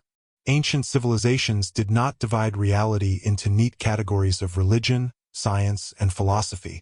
These were integrated ways of understanding existence. Knowledge of the stars informed moral order. Geometry shaped spiritual practice. Architecture functioned as teaching. The universe was perceived as coherent, intelligible, patterned, and meaningful. This integrated worldview began to fracture long before the Middle Ages, but by the time of the Templars it was fragile. Competing powers had reshaped knowledge into isolated domains. Theology claimed the soul. Science, where it existed, served utility. Philosophy became abstract. The unity was gone. If the Templars encountered remnants of that unity, whether through Egypt, Jerusalem, or inherited tradition, they stood at a critical junction. They may have been among the last groups capable of preserving not just information but integration. And integration is difficult to protect. Information can be written down. Integration must be lived. When the Templars were destroyed, their buildings seized, and their name erased, something else vanished with them. A model of how knowledge could function within society without demanding dominance. The Templars were neither kings nor priests. They were something in between. Their authority was practical, disciplined, and largely invisible. This made them dangerous and irreplaceable. After their fall, Europe did not immediately descend into darkness. But subtle shifts occurred. Knowledge became increasingly compartmentalized. Science, when it reemerged, did so in opposition to theology rather than in harmony with it. Architecture lost much of its symbolic depth, becoming functional or decorative rather than instructive. The Renaissance would later attempt to recover ancient integration, drawing inspiration from Greek and Roman sources. Egypt, however, remained largely misunderstood, filtered through classical and biblical lenses. The deeper symbolic systems were lost or misinterpreted. This is the kind of loss that cannot be traced to a single moment. It is cumulative. Each generation inherits less context than the one before. Symbols remain, but their meanings fade. Practices survive, but their purpose shifts. What was once a coherent system becomes fragmented tradition. Consider how many cathedral visitors admire beauty without understanding intention. How many symbols are appreciated aesthetically but not philosophically. This is not ignorance. It is amnesia. The Templars may have been among the last to remember why such things were built the way they were. When they disappeared, the memory did not vanish instantly. It thinned. And thinning memory is more dangerous than sudden destruction, because it goes unnoticed. Texts burned in Alexandria were mourned. Knowledge silenced in medieval Europe was normalized. What was lost was not enlightenment itself, but confidence in humanity's capacity for it. Ancient traditions taught that understanding was achievable through discipline and alignment. Medieval doctrine emphasized dependence. Over time, dependence became habit. This shift reshaped human self-perception. If knowledge is external, then authority must mediate it. If knowledge is internal, then authority must justify itself. The suppression of integrated knowledge reinforced a worldview in which truth was granted, not discovered. This did not make people stupid. It made them cautious, curious within limits, imaginative within boundaries. The emotional cost of this loss is subtle but profound. It manifests as longing, a sense that something important has been forgotten.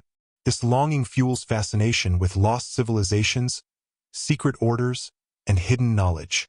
People are not searching for fantasy. They are searching for coherence. The popularity of Templar myths speaks to this need. They represent a moment when knowledge, discipline, and purpose seemed aligned. When power was exercised quietly rather than imposed loudly. Whether this alignment truly existed or is partially romanticized matters less than the fact that people feel its absence. This feeling persists even in modern times. Despite unprecedented access to information, many feel disconnected from meaning. Knowledge is abundant, yet understanding feels scarce. The pieces exist, but the whole remains elusive. This mirrors the ancient problem. Without integration, information becomes noise. Without context, knowledge becomes burden. Without purpose, understanding loses direction. The loss of integrated knowledge is not something that can be recovered by finding a single document or relic. It requires reassembling relationships between disciplines. It requires seeing geometry as philosophy, architecture as psychology, and science as a form of wonder. These are not new ideas. They are ancient ones, forgotten and rediscovered repeatedly. If the Templars preserved fragments of this integration, their destruction did not erase the fragments. Scattered them. Over centuries, these fragments would reappear in unexpected places: art, mysticism, science, and philosophy, often unrecognized as parts of a larger whole. This scattering may explain why modern efforts to reconstruct ancient knowledge feel incomplete. We find pieces, but the connecting framework is missing. And frameworks are the hardest things to recover. They are not objects. They are habits of thought. The true loss, then, may be the habit of perceiving the world as an intelligible participatory system rather than a collection of disconnected facts. Ancient Egypt taught this habit. The Templars may have preserved it. Medieval Europe may have lost it. History did not end because of this loss. Civilization continued. Technology advanced. But advancement is not the same as understanding. The emotional resonance of the Templar story lies here. Not in gold or relics, but in the sense that something meaningful slipped through history's fingers. And once lost, such things are not easily named, only felt. Perhaps that is why this story endures. It speaks not to curiosity alone, but to grief. The quiet grief of knowing that humanity once understood something more completely, and that we have been trying, ever since, to remember what it was. It is only when we pause and look backward with honesty that we begin to sense what may have truly been lost. Not as a dramatic moment of collapse, not as a single night of fire or a library reduced to ash, but as a gradual dimming, like a light turned down so slowly that no one notices the darkness arriving. History often records victories, names, and dates. It rarely records the disappearance of understanding. Ancient civilizations, particularly Egypt, did not separate knowledge into compartments the way we do now. There was no strict boundary between science and spirituality, between mathematics and meaning.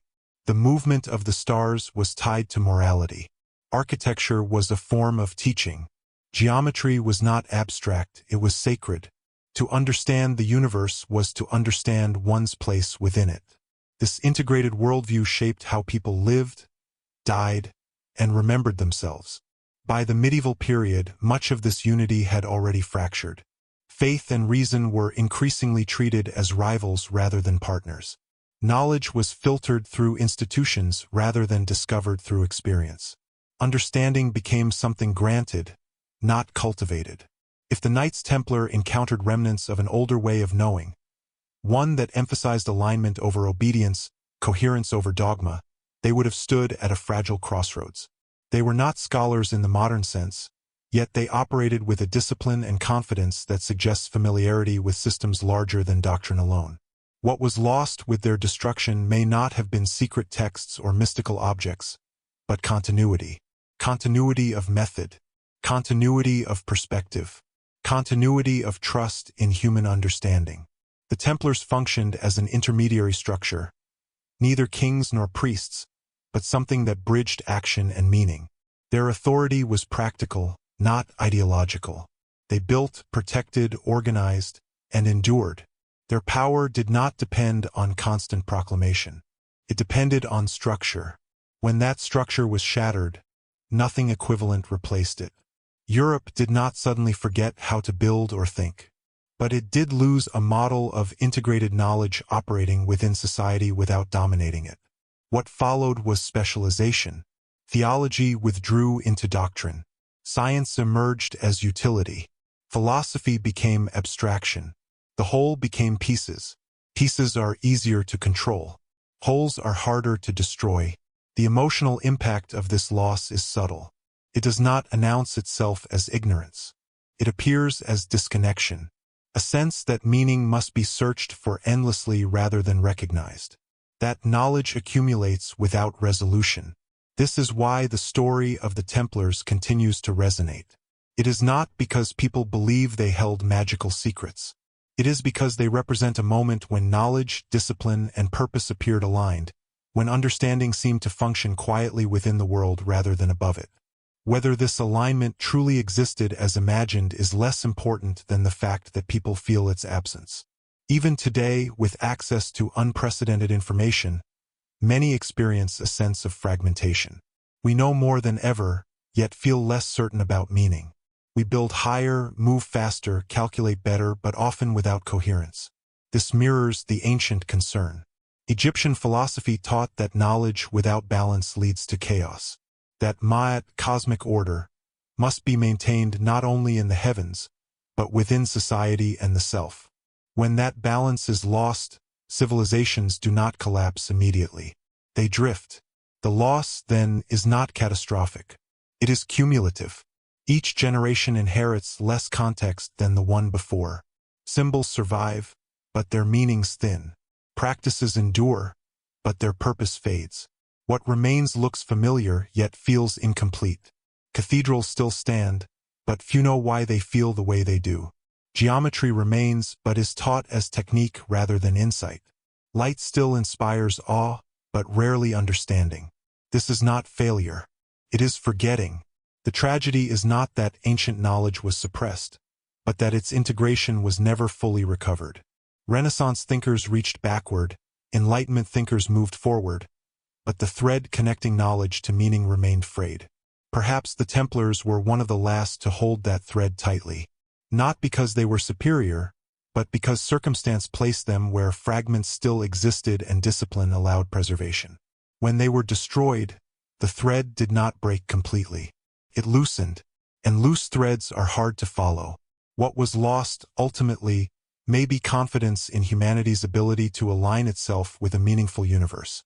Ancient systems taught that understanding was possible through effort, discipline, and humility. Later systems emphasized dependence, obedience, and external authority. Both approaches have value, but when one dominates completely, something essential disappears. The persistence of Templar and Egyptian myths suggests a collective intuition that something important slipped away. People do not mourn what never existed.